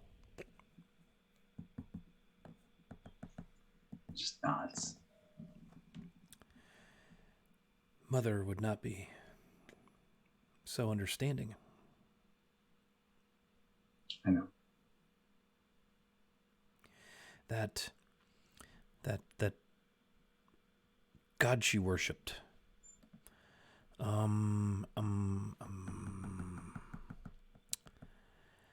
It's a lot to do with the law, isn't He it? just stands there and looks at her, like What's his letting name? her What's his- fumble for it. It's the law one, right? The clerks and rules and contracts and what. She would be horrified. Does she know? No. I assume not. I found out where she is. What? Fu, how long have you known? A few weeks. She's in a city called Elturel. Oh, Elturel? I do not know. Is it far? Perhaps we might see her. It's what, a few weeks journey away? Yeah, Elturel is down on the way to Baldur's Gate. It's a few weeks travel from here. We should see her. She would be so happy. I assume she's well. Maybe she would. Sort of given up. She just left.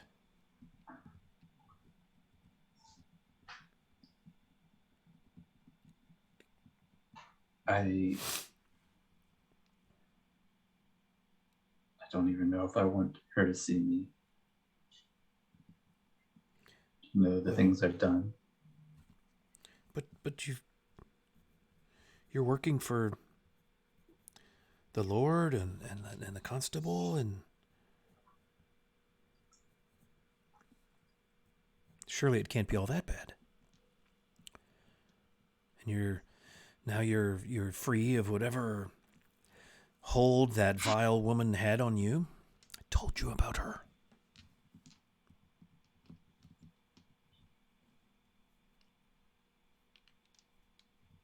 But I'm not sure I can ever be forgiven for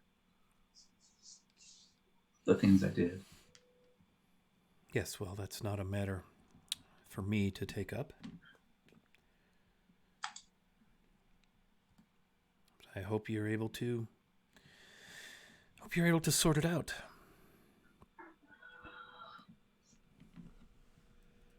It will be sorted out one way or another. Was your trip was successful aside from this woman dying? You didn't kill her, did you? No, as I said, her friends must have turned on her and killed her somehow. Friends. She was dead when we arrived. She took up with such awful people. I just remember dark people skulking about and her coming all hours of the night.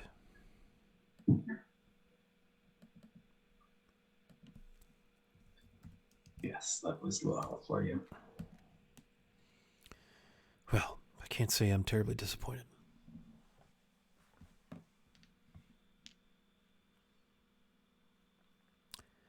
You need a bath. And you need to change back Yes. before you forget. And I need to get back to work. So, how long will you be in town this time? I have no idea. Ah, that's right. You and your important friends need to meet with his lordliness or whatever, Cormeraliel or whatever his name is. Iron Phoenix it is, I believe. Is that right? Yes. Out saving the world. She kind of starts to fuss with your cloak and brush the dust of the road off of you, kind of pulls you down because you're still human form. Just your halfling face, Vu's face is present. She kisses your forehead. You need to make better friends. Maybe those people at the temple. The Lathander's Light. Maybe they can help. I've been working on that. We'll see. The Mornmaster fellow seems a bit haughty, but certainly good enough. High Morn Master, please, Dan. Well, my apologies to the High Mornmaster.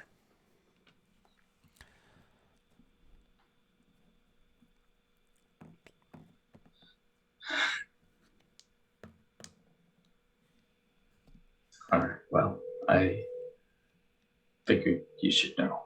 Yes, well, I'm glad you've finally come clean.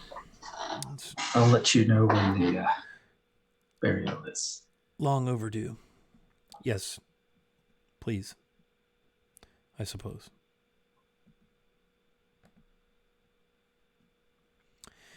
Very well. Go get a bath. Yeah. He will change his face back and then head up to his room.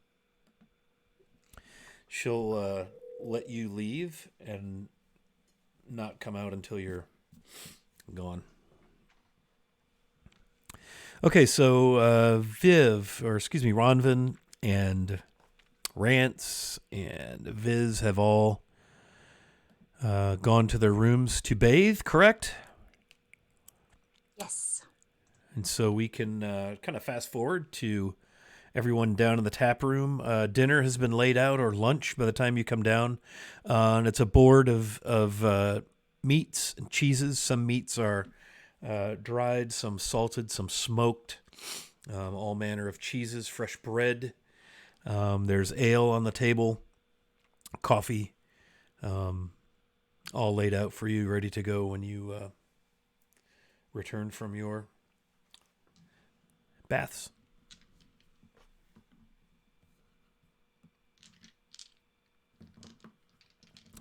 There's also a piece of parchment folded a few times with the wax seal of the Lord of Dagger Falls, sealing it, the flaps together, laying on the table. Oliver Sardin comes and says, yes, courier left that note for you. Your lunch is served. Is there anything else I can get for you? We're about to get our typical lunch crowd, so I won't be able to sit and chat this time. Aye, this looks plenty. Very well. Enjoy. I trust you enjoyed your baths. I know I have. And he kind of smiles and There's also hot water and a couple, like loose mint tea for steeping, tea balls, that sort of thing. You're all set. Absolutely. Runwin always goes for the tea first. And the tap room is most definitely beginning to fill with the typical patrons for lunch. Rance will, before touching the food, Rance will grab the paper and open the seal and read it. Yeah, it's very simple. It says, as soon as you've eaten, please come to the keep. Rance hands it over to the others.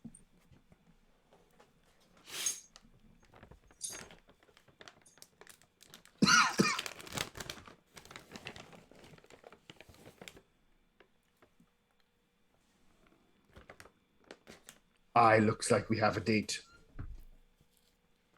Well, we have something. We have a piece of paper that beckons us forth. Maybe even fifth. Well, let's go and see what the old grumpy lord wants.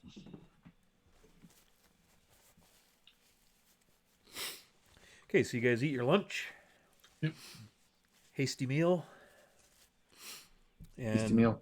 make your way back into town up to the Lord's Keep. Yep. As you're climbing the hill to the keep, Zal joins you as you have to go right past the constabulary. It is early afternoon, say, 12:30. But he saw you making your way, comes out, joins you. Rue, this evening, will be able to inter your friend. Are you sure we can't have someone from the temple give a blessing of some sort, or bless her, or bless you, or bless someone?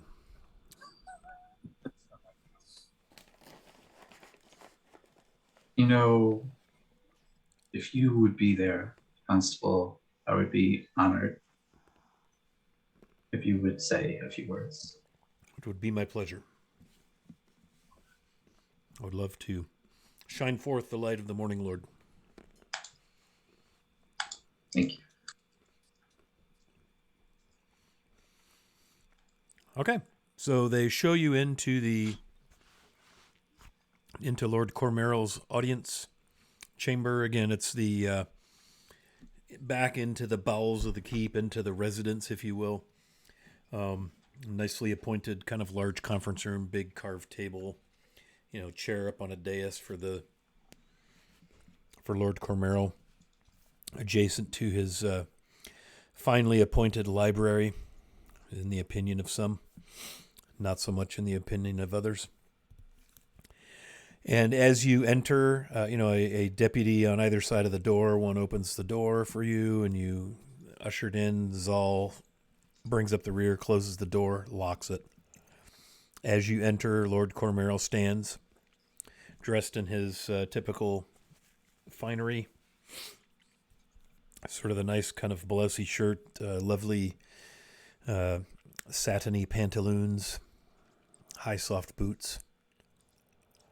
Yes, good to see you all. Please have a seat. I trust you've eaten. I smell that you've bathed. I'm sure that had to feel good to knock the dust of the road off of you.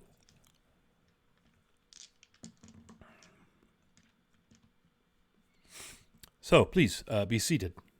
We have ale, we have water, we have wine. Please help yourselves. And he pours himself, kind of tops off his. He's got a rather large crystal goblet. Tops it off. Sits down with a bit of a flourish. So, tell me what happened. Snowmantle. Were our suspicions well-founded? Yep. You got Zents. I see. They have an underground passageway here, too. All the way from Snowmantle. Apparently. Couldn't follow it. Too long. Of course. Drow about too. What on earth are they using a long tunnel to Dagger Falls for? Shipping weapons, salt weapon exchange. So this is tied to the operation you found beneath the very town, beneath our very feet. Yep. Connected to this very building. You betcha. Well, that is most disturbing. If you recall, the tunnel network under Dagger Falls runs under the Lord's Keep, under the Temple of Lathander. Oh, lovely arrangement. Under the Winding Trail, under the Red Rock Tavern. There were many tons of salt under Snowmantle. What on earth did the Zentarum want with salt? Fine as it may be. Well, maybe they're pickling zucchini.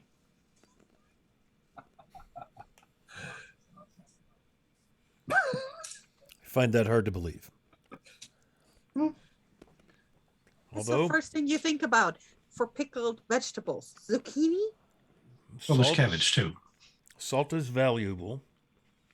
It certainly draws less attention than gold, silver, gems. Easily traded. And you say for weapons. That's what we found. Many enchanted weapons down beneath Dagger Falls here, right? Yeah. That's what the Yeah, these you had infernal found were. a cache of Oh. weapons.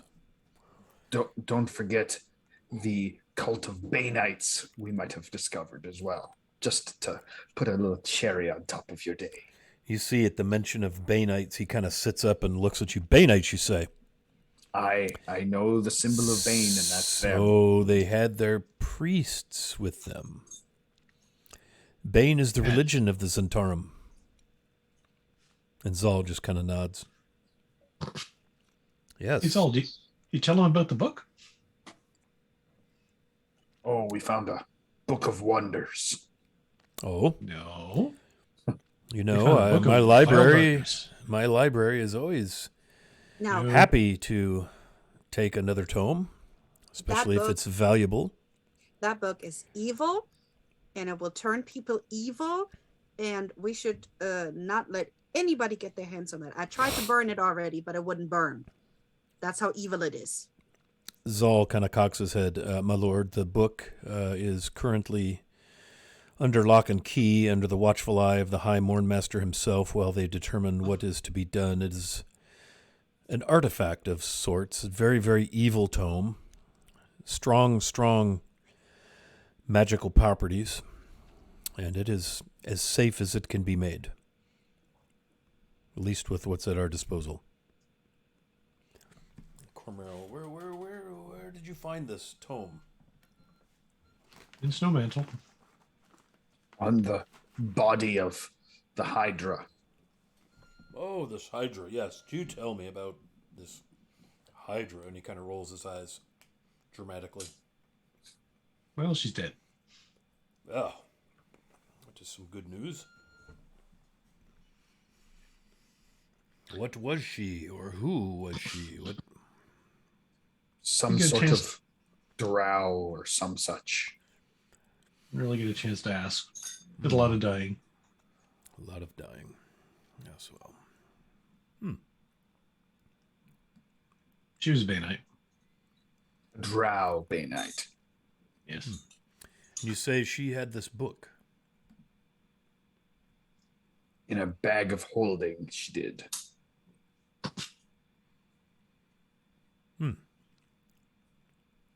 So what? Tell me, Mentions- what was this operation at Snowmantle? This was for the purpose of salt for weapons. And is that all? Was there how many Zentarum do I need to be concerned about here? Now, just OG here, we have scroll of a tube with a scroll in it with the orders from Zentarum. You do? So we'll give him that. Oh, okay. Signed by Jambal Gleam Silver Jam our the dragon. So yeah. So he'll open that and begin to read it, kind of sipping his wine. Ah, well this is disturbing. Not sure how many of you are familiar with the Zentarum, but our dragon is the highest ranking officer beneath the. He kind of sits back and only one Zentarum outranks in our dragon. That's the Paraghost himself. Looks like the Zentarim have taken a mighty fine interest in this here little town of yours, Well, What's under it, at least? or what's under it. Do you have any wizards with fireball? Place them downstairs. yes, we're going to need to see that this tunnel. Zal's like, he kind of nods, like already on it.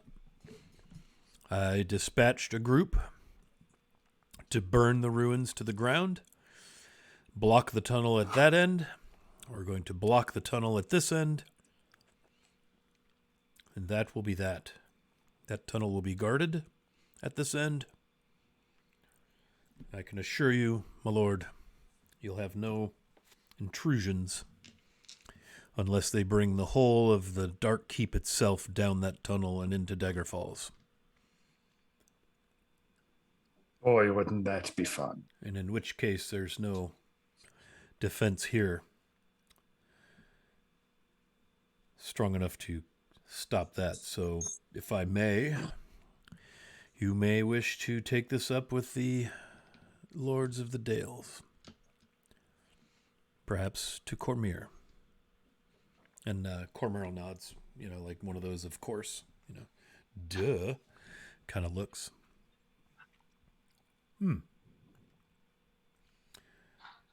This wouldn't be the first time the Zentarum have attempted to. They've occupied Dagger Falls for a number of years, till Randall Morn returned with forces sufficient to send them on their way. And in fact, they used Snowmantle as a staging point. They had some lumber slaving operation, and the town was destroyed, and they were driven back. The Zentarum have always had eyes on the Dalelands. It's a very, very wealthy region in magic and items and trade, minerals, resources. Yeah, not surprising. Oh, you've done well. Exceedingly well. You just continue to amaze me. And on behalf of Dagger Falls, I thank you. We are grateful.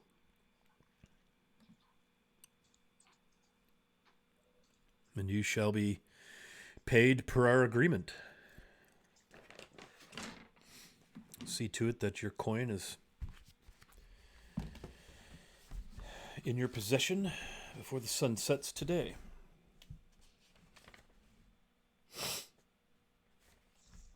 My.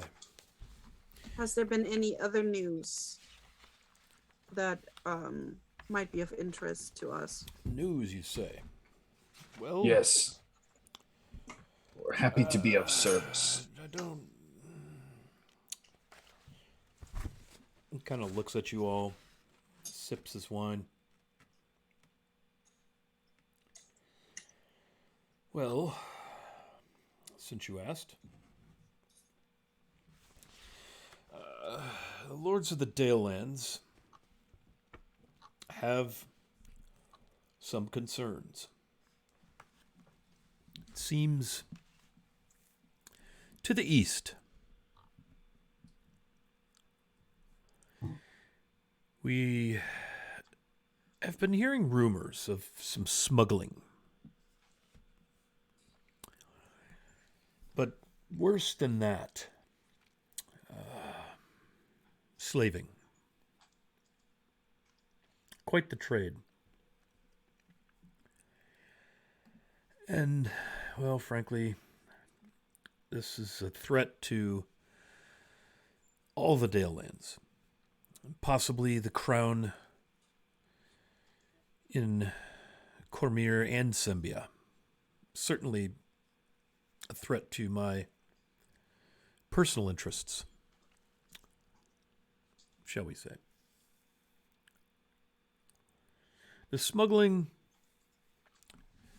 not that shocking. It happens, and many of the people aware of it or involved in it see it as a victimless crime, the illicit movement and trade of commodities and goods for a price. But this slaving, the Dalelands are the Harpers. We pride ourselves on goodness and fortitude and doing the right things. And slave trade cannot be tolerated.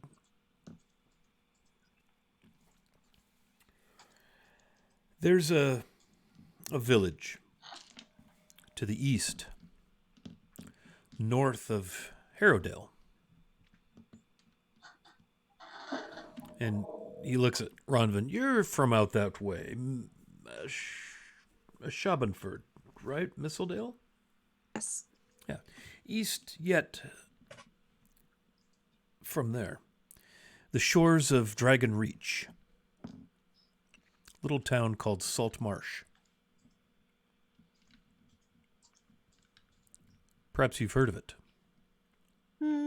I definitely have heard of Dragon Reach. Yes. Yes, well, it's part of the Sea of Fallen Stars. I mean, anyone born and raised in the Dalelands has heard of Dragon Reach. It's the sort of that extension of the Great Sea.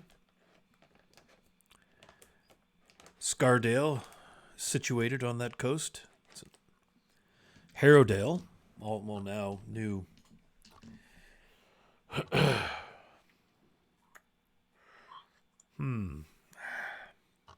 I know the area well. Yes, you're a Scardalian.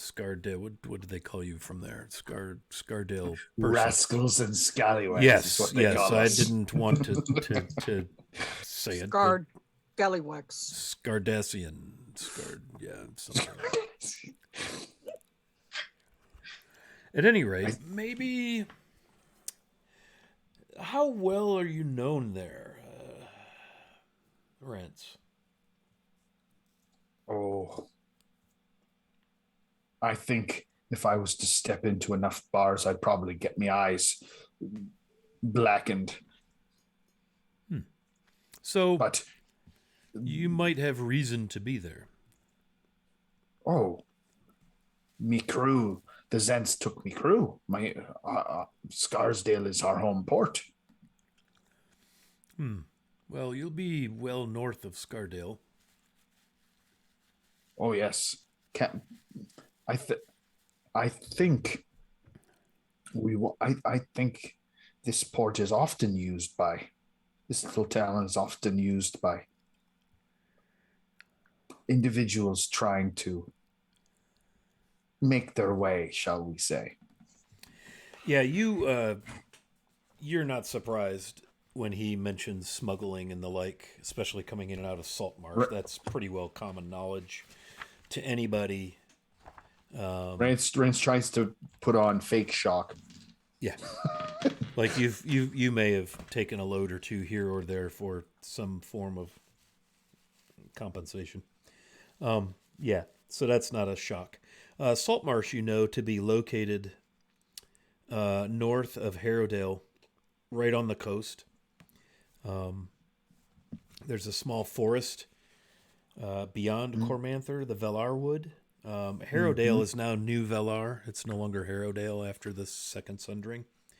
But you're aware of Saltmarsh has been there for a couple of 100 years. It's always been kind of a sleepy little fishing village of, say, 5,000 souls. Small town. has its own little militia, town guard. There's a council. There's nobility. Um, it hasn't seen the level of activity that Scardale or Harrowdale has. It's always just been this stinky fishing village. It's not that far from the River Liss, the mouth of the river that connects the Moonsea and the Dragon Reach. So perhaps we might dispatch you eastward. Maybe go have a look around, see what you can turn up. Mr. Rumblood might use your connections to see if you can learn anything about the smuggling. The smuggling we can live with. It creates an interesting sub-economy, if you will, and interesting arrangements. But slaving is no good. And some things have changed there over the past few years. We have there's a new operation inland from Saltmarsh. We have some dwarves there, and they're doing some mining, and they're having some success. They've found some good silver there, and they have reason to believe where there's silver, there's gold. And so the face of Saltmarsh is changing. You have the keepers who wish to keep it all about the fishing, and those loyal and participating in the smuggling would like to keep as much attention away from sleepy little Saltmarsh, the stinking fishing village. And you have the traders who wish to see Saltmarsh grow, expand, perhaps become a major trading port. And it is my interest in this mining that I'd like to protect. I'd like to see this. In fact, all the lords of the Dalelands would love to see this mining operation flourish. But as you can well imagine, the stiff-necked locals, a bunch of new dwarves, the possibility for change, the two factions, the council, politics. Perhaps you might be able to help us. Maybe help secure the success of the development of Saltmarsh into a resource for the Dalelands. In fact, for the crown in Cormyr, for Sembia, for the nobles and traders all along the coast of the Sea of Fallen Stars. Rance is visibly excited at the chance to get back to the sea. And he says, he does his best to try not to too eagerly say yes, but you can certainly count me in. It seems we've got you on retainer to serve at the pleasure of the Lord of Dagger Falls. If that wish continues, would that be the case? Everyone still wish to serve at the pleasure? Perhaps a new assignment, given the success of your recent discovery in Snowmantle. Seems in order. I don't think anyone in Saltmarsh would know Rue or Viz or Ronvin. So it might be helpful to have some strangers and a familiar face. What do you think? He looks at the group. Ronvin's family, I think my uncle might have traded that way before. Probably. Since Materials now he- for his smithing Yeah. probably came in through there. And when the whole sea and east came up, you could see that, there was something going on in Ronvin's face, but she smoothed that out. She said, well, smuggling one can abide, but slavery, yeah, that's dark and evil. I definitely would like to stop that if we could. We don't have any proof that it's happening. It's whispers and allegations, not even made publicly. But a man in my position, we hear things. The lords of the Dalelands, things are brought to us. We have agents. The Harpers always keep an eye toward defending the defenseless and helping to maintain the natural order of things. Well, What if we say find out- you, Rouge Shahar? He kind of raises an eyebrow, curious at your silence. Yeah, Rue has not been making a lot of eye contact. But at this point, he just sort of looks up and says, of course, my lord, we serve at your pleasure.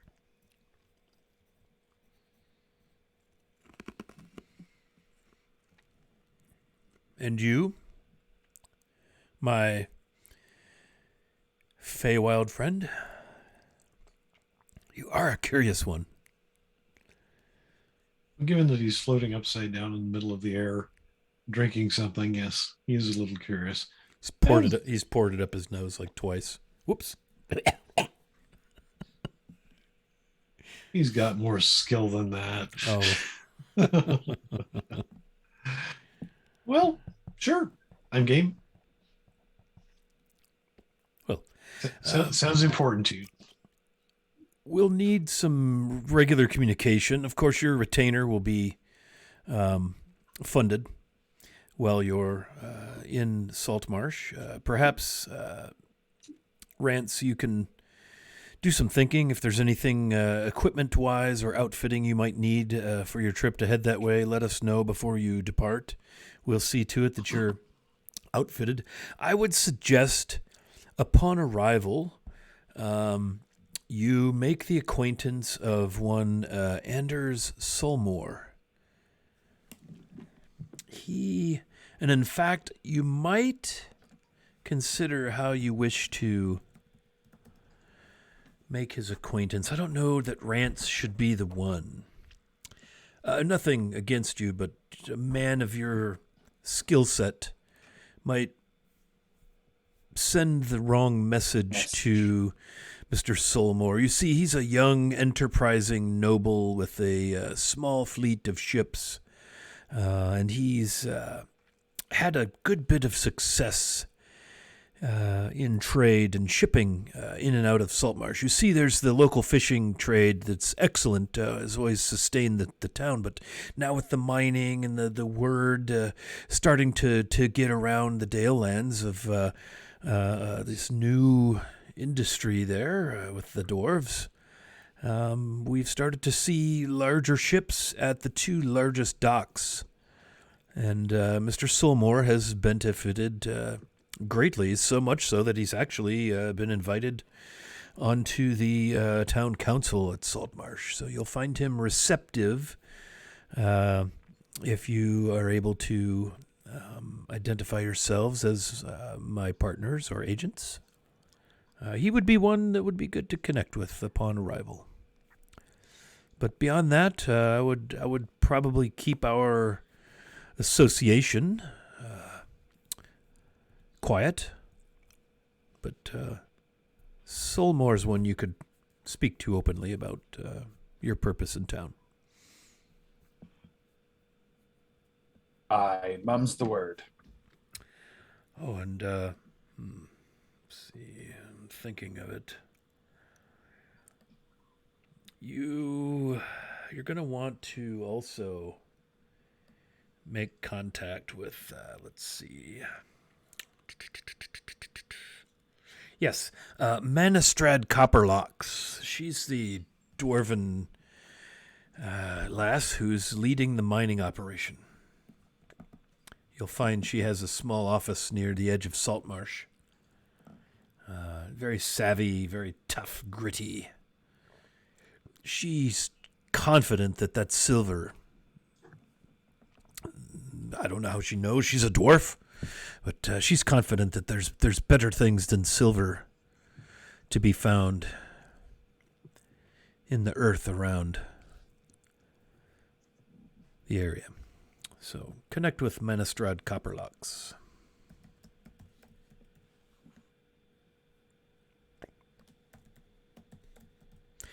You'll find ample lodging, whether it's an inn or perhaps you could rent a small house. I'll see to it that we can take care of any financial support you need. And I'll have to get you a runner, someone that you can send back and forth to send word of your progress and things while you're there. How does that sound?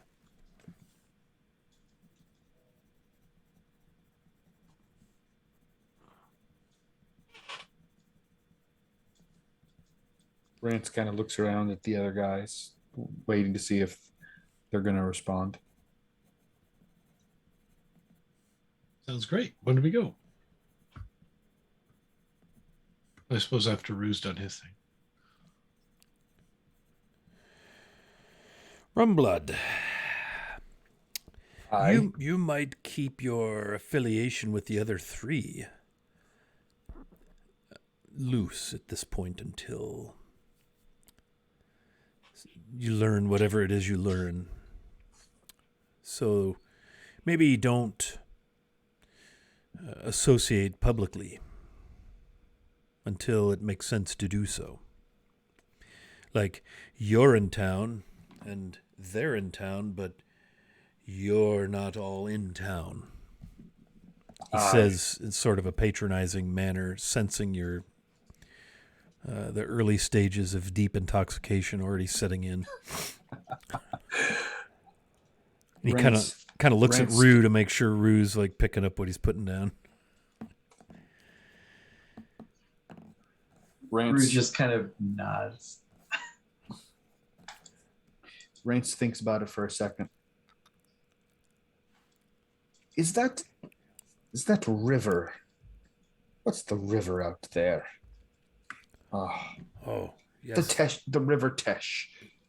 Is that river? Is it navigable all the way to the Moon Sea by boat? It's yes, it is. It's as long as it's not a deep drawing vessel, a smaller boat. The closer you get, once you reach Zentel Keep, you could certainly be in a much larger boat. But from Dagger Falls to Teshford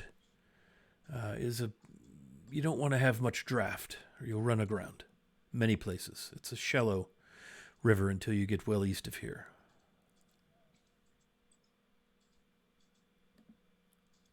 Maybe we don't go on horseback. Maybe we go with a pair of little dinghies. Oh, I think you'll be going with... No, never mind. I can't even say it with a straight face, and he winks at Viz. Who are you calling a little dinghy? No one, my good man. I'm hesitant to miss the opportunity at a bit of jocularity. Don't know there's too many jocks around here. As well. Be that as it may, that may not be a bad idea. You could sail into...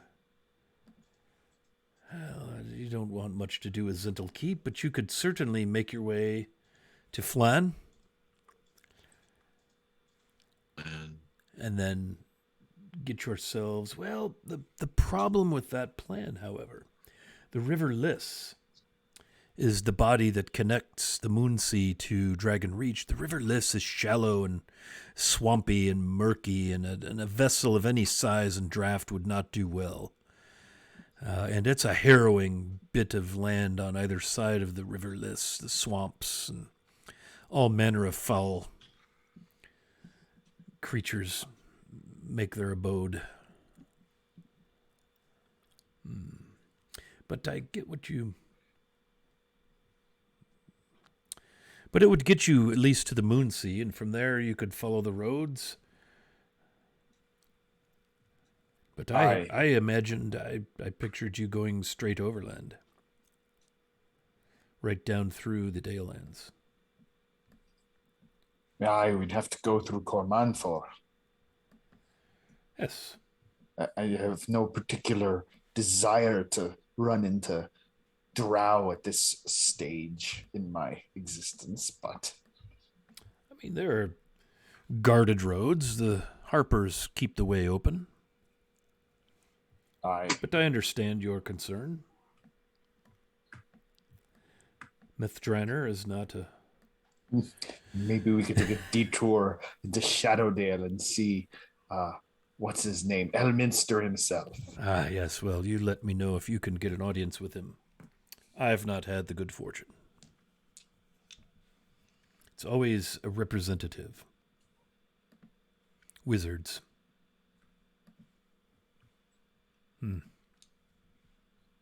Well, we should probably consult one another and assess our plans and see what it is the best way to get there. Yes, there's no great haste.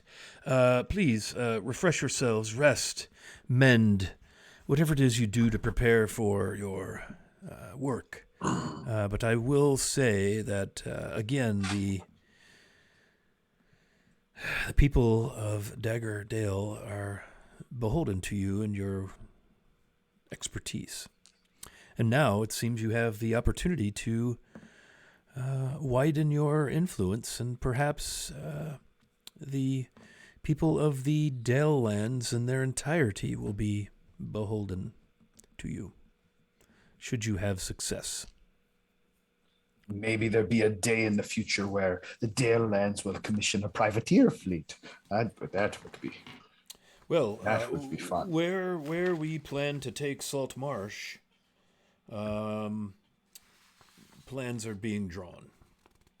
You think about it, a port with the deep water of Salt Marsh, the availability of more potential dockage to be built there. There's already 2 fine large docks that house large ships, albeit it's a bit of a rare occasion when they do put in, but that's all going to change with the success of the mining operation, and as word reaches around the coastlands of the Sea of Fallen Stars, well, you can well imagine, and you can almost see his eyes glitter as capitalism courses through his veins.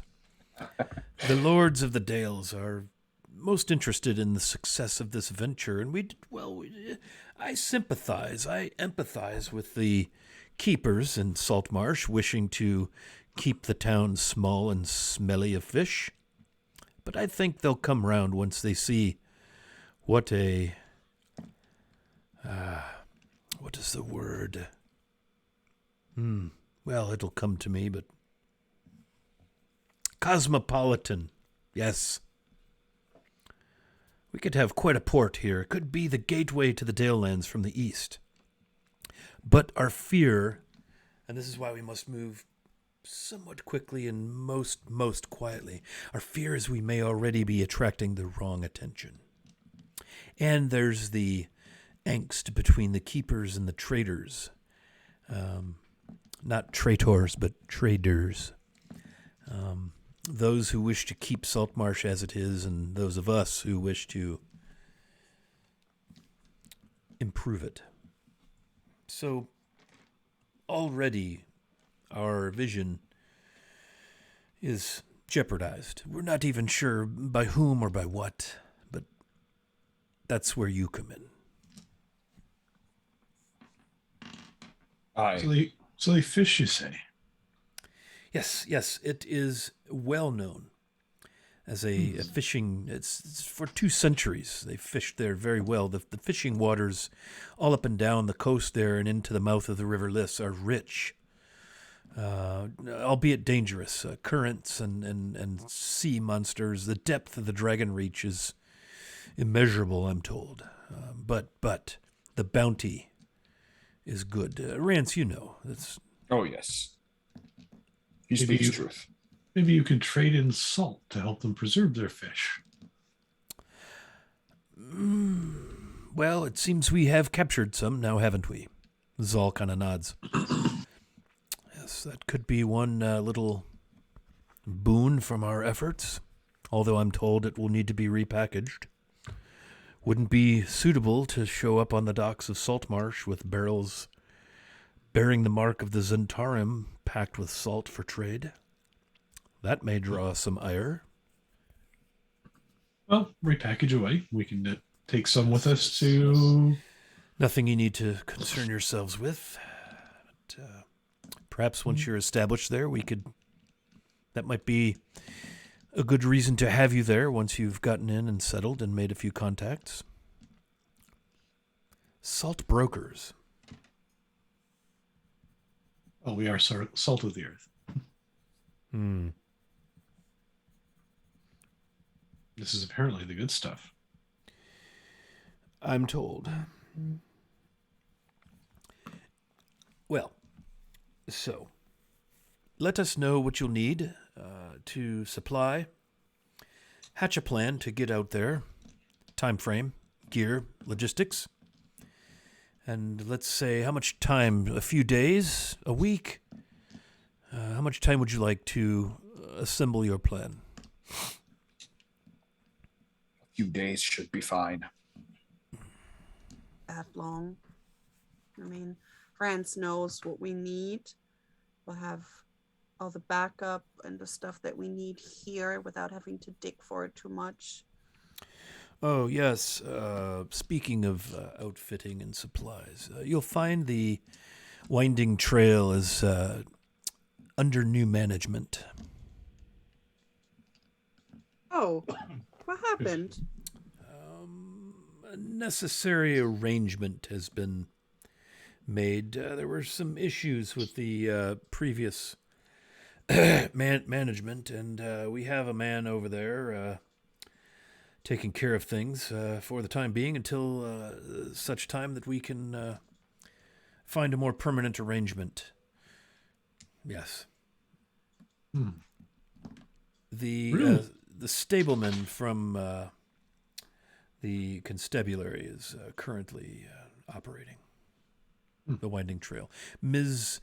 Tanner, well, we've made it a bit of a switch, if you will.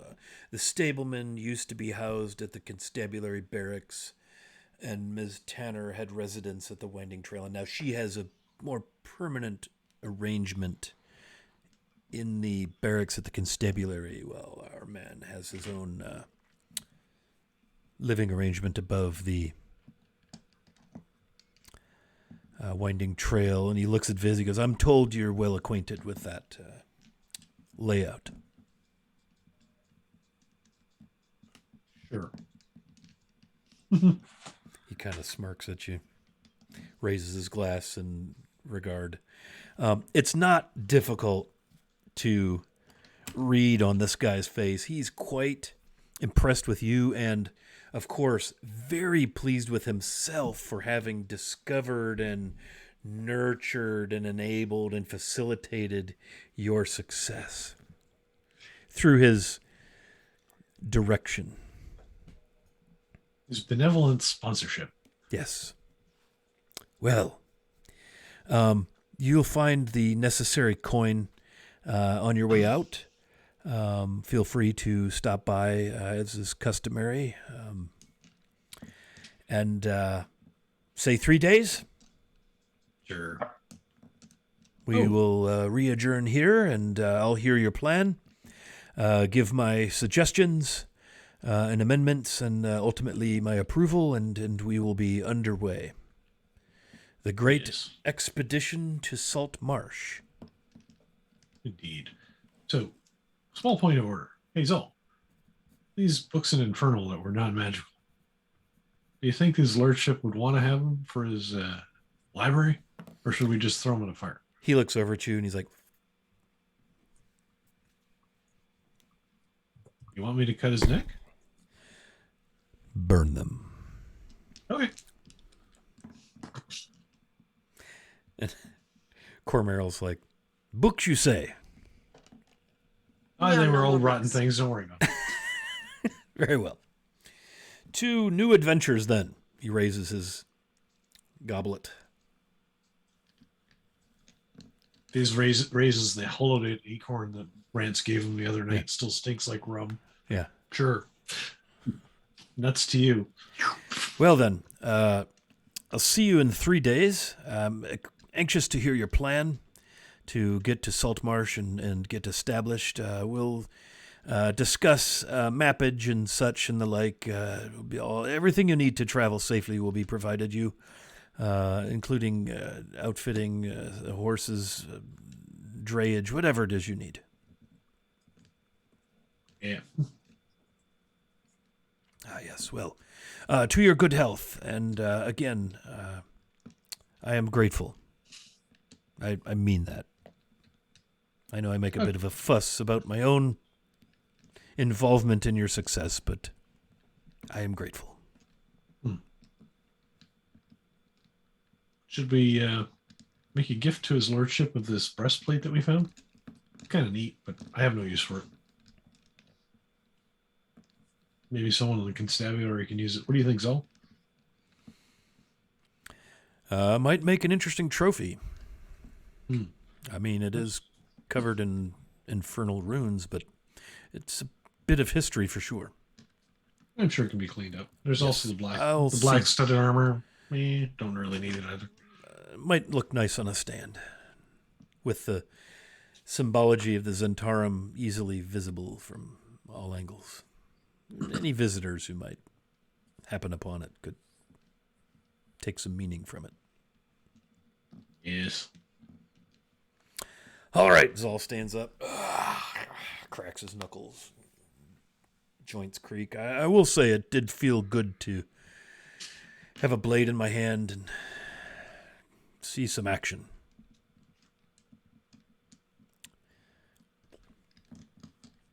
And with that, your audience with Lord Cormeril has reached an end, and you're summarily and quite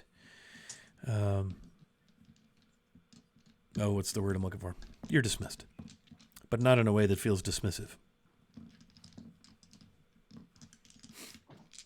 And you can stop. And I don't recall. I've been looking as we were talking, out of character for a moment. I don't recall what the financial arrangement was. Payment for this little. I know I have it in one of my bits of session notes. I should have pulled that up, knowing we were going to have this conversation. But whatever that was, consider yourselves paid. I'll have to find it, I suppose, unless any of you happen to have written that down somewhere. I don't recall. But you will find your coin as promised.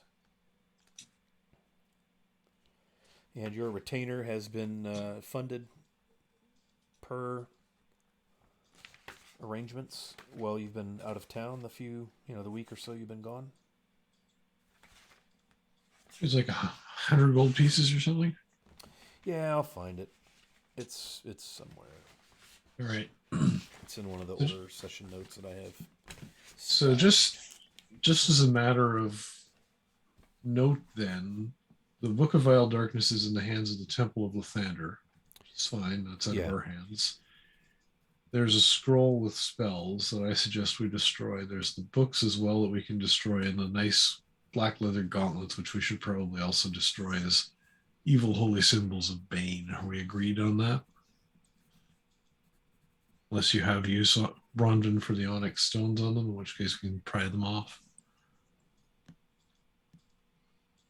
Yeah, those are probably 100 gold piece onyxes. Yeah.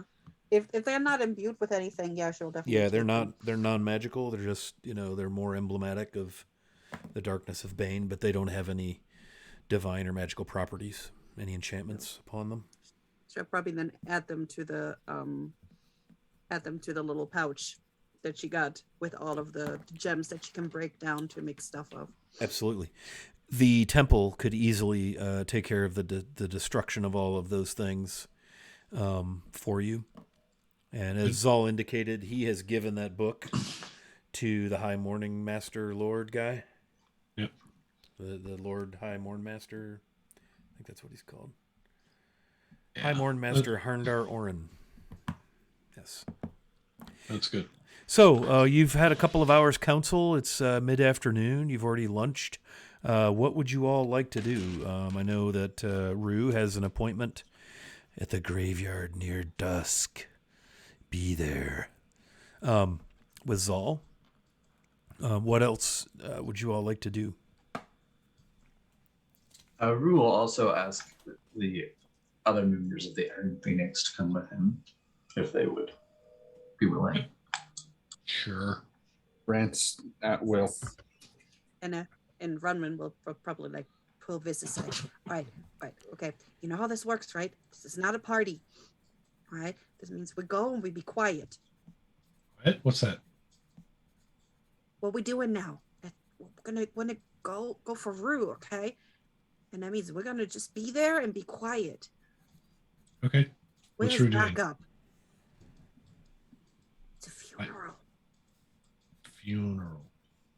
Yeah. When you say goodbye to people that are dead, but you don't drink and you don't party, you don't drink to their life, you just go and be quiet because somebody else is sad. No wake? Yeah, but no dancing and no singing. And no stories from us. Viz's face, tiny as it is, crunches up in confusion. Really? Wait. You lot are boring. Well, it's not our person, so we're just there for Rue, okay? So we're gonna be the silent strong types today. You think you can do that? You be a silent strong type? Do what? Oh.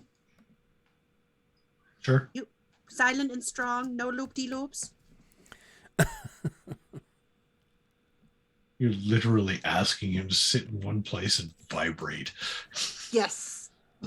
You can sit on my shoulder and vibrate. You can hang with penny swoops.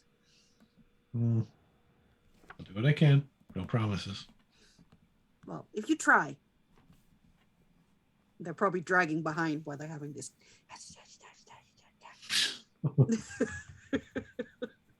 Very much so, Mother. Like, we gotta be proper. Nobody told Wiz how to be proper on this side of the, divide. So are all of you kind of like walking through town as you're having this conversation, or what's the party up to? Just going to kill time until it's time to go do the burial? Sure. Any other business to attend to beforehand? Okay. I don't think so. Nope. All right. Okay. So we're going to go ahead and retcon fast forward to burial time. So at the appointed hour, the shadows grow long. The graveyard itself. Let me just have a look. Where the heck that is. Dagger Falls map. Seems to be the right document. Suddenly the earth at all the graves starts to rumble and shake. And bony hands reach forth from the ground. Roll initiative. Yeah. Oh, that would have been a good idea. Yeah. You really find out the Book of Evil has been with you the whole time. I'm gonna put the graveyard outside the wall on the west side, so it's like the other side of the wall from like the constabulary, kind of between the forest and the west wall. Let me post a.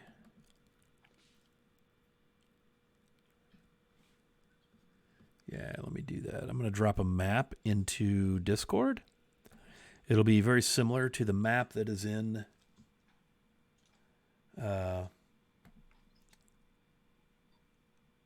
chat, in the what do you call that? Stream. Thank you. Man, all of a sudden words have begun to escape me. And so you all process quietly. There's a road, an east-west road that you could follow to get out there. I would retrieve Dean and have her coming with us as well. Right, I got you. Okay, So you guys all make your way, and it's just a few minute walk. Oh, see, my file's too powerful, so I can't download it into Discord, or that would have been too handy. Stupid thing.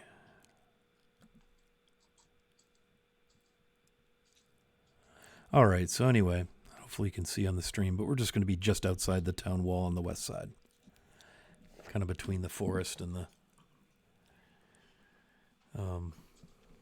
town. And you get out there to the graveyard, and you can see there are torches lit. It's not dark yet; it's twilight, and you can see there's a freshly dug gravesite. And Zal is there. The graveyard attendant is there. There's a simple pine casket set on the device that they hand crank that would lower it into the ground. And Zal looks to you and nods. Are we all here? Everyone who is attending? Just nods. So then, we shall begin then. I will say a few words, blessing, and then if anyone wishes to speak, I will invite you to do so, and then we will inter the deceased. Let us raise our eyes to the heavens and enjoy these last visible signs of the light of Lathander as the sun sets to the west. Morning Lord, I do realize that your wisdom gives us the insight, the ability to pray to you even here now as the sunlight fades, when normally we would come to you as the sunlight rises in the morning. But we have faith that you will bless us upon this most solemn occasion. I know not the departed soul, but I know that she has some meaning to some of us here. And so I just ask you to bless those who might remember her, to do so with a kind wish and an open heart. And we commend her to your care, Lathander, that you might renew her in your light, as is your way, that you might help her soul rest peacefully, that you might purge her of whatever ill will she committed in this life, so that she may have peace with you in the next. And we ask all this in your name, knowing with our faith, with our unshakable faith, that you will see done what should be done with this departed soul. And he pauses and he casts light as the shadows grow to perhaps emulate sunlight, and he splashes holy water upon the casket as he walks around it. And he stops and he looks at Rue. Would anyone wish to say any words? Now would be that time. Rue is going to step forward up to the casket and stand there for a moment. And then he's going to bend down and look almost as if he's about to place a kiss on her face, but he stops himself. And then he fishes out a symbol from his pocket. And he's been just kind of fingering. This is the symbol that Luala gave me last time I saw her, with her initials on the back. And he's going to set that on her chest. And then he's just going to step back. Zal nods. looks across the small group assembled, making eye contact with each of you, giving you a visual cue that if you wish to speak, this is your spot. Din lowers her eyes, and once you step back, she grabs your hand and squeezes it really hard, as if to say, I told you she was no good. She didn't listen. And so one by one, he looks around at each party member until he passes through the group and hears nothing from anyone.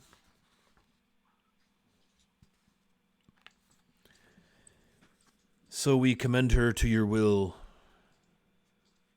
Lord of all the good light, knowing that you will renew her with your promise of hope, and that she may be reborn to goodness with the coming dawn. And he lowers the lid, fastens the casket, clasps little like leathery kind of thongs, wire to kind of lock them down. The graveyard attendant helps. And he nods his head and looks at Rue. We are concluded. He will see to it that she's buried.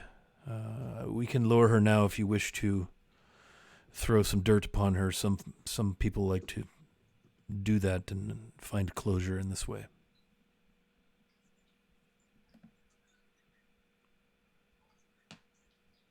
No, that's fine. I will leave you to that. Very well. And he steps back and just kind of bows his head. He leaves the light spell cast because, again, anybody with any knowledge of the Morning Lord knows this is kind of hanky to be doing a service at dusk. Ordinarily all worship occurs at dawn. But yeah. And he just stands and waits for people to leave. Din gives your hand a squeeze and steps off and begins to leave back down the trail that leads to the road that leads back to the town and across the river to the Arms. So she's heading out. What do the rest of you do? Rue's gonna grab her hand and say, "Hold on one moment." Oh, all right then. And Rue is going to walk over to Zal and draw his two short swords. And he's going to kneel and offer the two swords to Zal. He looks at you and kind of cocks his head. What is it, boy?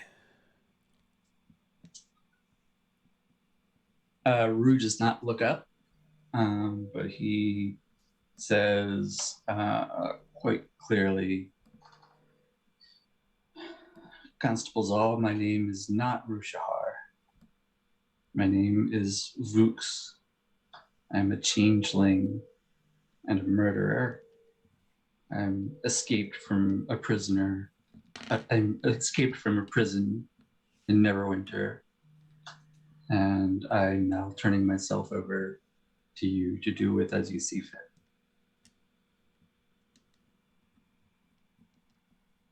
He pauses. And with his pause, we shall take our pause.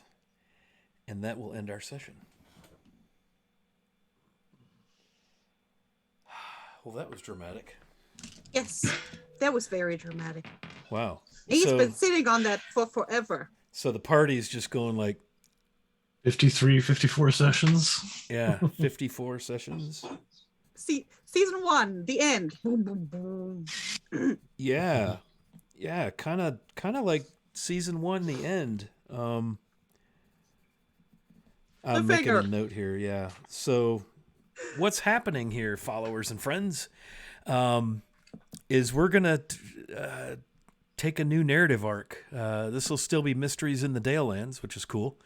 But we took a little time to talk and figure out at the end of this narrative arc with the salt and the weapons and the Zentarum and the devils, where can we go from here? And the group decided they wanted to play in Saltmarsh, the Ghosts of Saltmarsh. And so we have just hooked that adventure. And so the next chapter in our tale will begin next session, as we go from here. And we'll have to open with Zal's reaction to Rue confessing, giving his proper identity, and turning himself over to the Constable of Dagger Falls. How exciting! Exciting indeed. All I right. promised a mug reveal. You did. Didn't get a chance to, because I was expecting you to wield your mug of players' tears. I'll make this quick, okay. because I know you're tired. So I commissioned a mug, and it's the artwork that I found online for Viz that I sent to a couple of folks who run a place called Memes and Mockery, and it says, "I'm the reason my DM cried." You are. You're almost as bad as a damn monk. You know, you foil my things, you little fairy man, you. And wait until we actually get into combat with my level 7 abilities. Yes. It'll be worse. So as I just wanted to flash that. I love it. I love it, man. That is great. And as you can well imagine, right, Saltmarsh is an adventure from levels 1 to 5. So obviously, with 7th level characters, while we will be playing the Saltmarsh published adventure as written, the 5e Ghosts of Saltmarsh, obviously any adversaries that may or may not be encountered shall be those that would provide a fitting challenge for our 7th level party. So new and exciting and fun things. And I already have a plan with Zal, and was ready to RP all of that out, but this came at such the perfect moment that I thought a pause would be primo. So we'll pick back up next session with whatever Zal's reaction is to having just apparently taken custody of a wanted criminal. Having just buried his nemesis. Interesting. All right, let's go around quick outros here. We got people expiring and tiredness and all of that. So we'll just go in the opposite order we came in, and we'll start with Rance Rumblood. Hey, I'm Matt. I play Rance Rumblood, who, after spending some time in Daggersdale, is now heading to Saltmarsh, a place you'll feel at home. Yeah. You can find me online on Twitter, PR Mateus, or you can find me in Wily Hobbit's Discord or Cannon Fire Discord, or you can find me hanging out with Wily Hobbit on Greycast bi-weekly. I think our next episode drops next Monday. It does. Yep. Week from today. Can't remember what it is, but there you go. It'll be something to do with the world of Greyhawk, for sure. All right, very good. Rue Shahar. Goodness, big night for Rue. Yeah. Hey everyone, my name is Andrew, also known as Fellowship of the Tables here on Twitch. No longer on Twitter, but you can find me over on Wiley's Discord if for some reason you wish to. Nice. Very good. All right. Let's go around to Viz. Hi, I'm Dave Hay Wilson on the internets, playing Viz, and it's been a blast. You can find me on Twitter and here on Twitch under that username. And if anyone's actually a Steam user, you can find me there as well, and we can play games. Woohoo! Playing games is good. All right. And last but certainly not least, Miss Ronvin. Big night for you as well. Yes. I hope nobody peeked.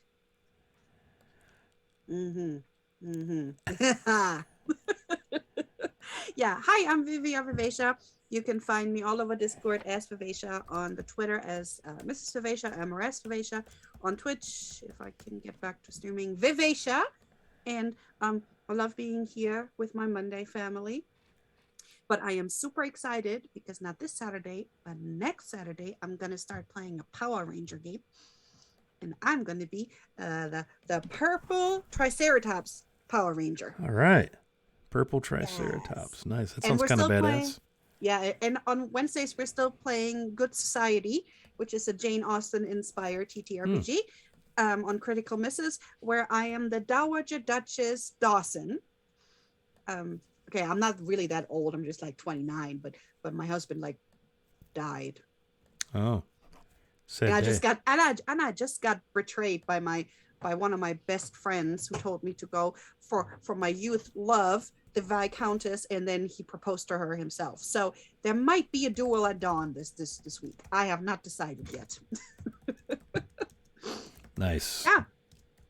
Just follow me on the Twitter and you'll find out all about the crazy stuff that I do. Nice. Love it. All right. And again, I'm Scott Wiley Hobbit. We do play D&D here Mondays and Sundays, and our time has become unpredictable. It's always Monday, same time, Sunday, same time, but which Monday, which Sunday, just going to have to, hang in there.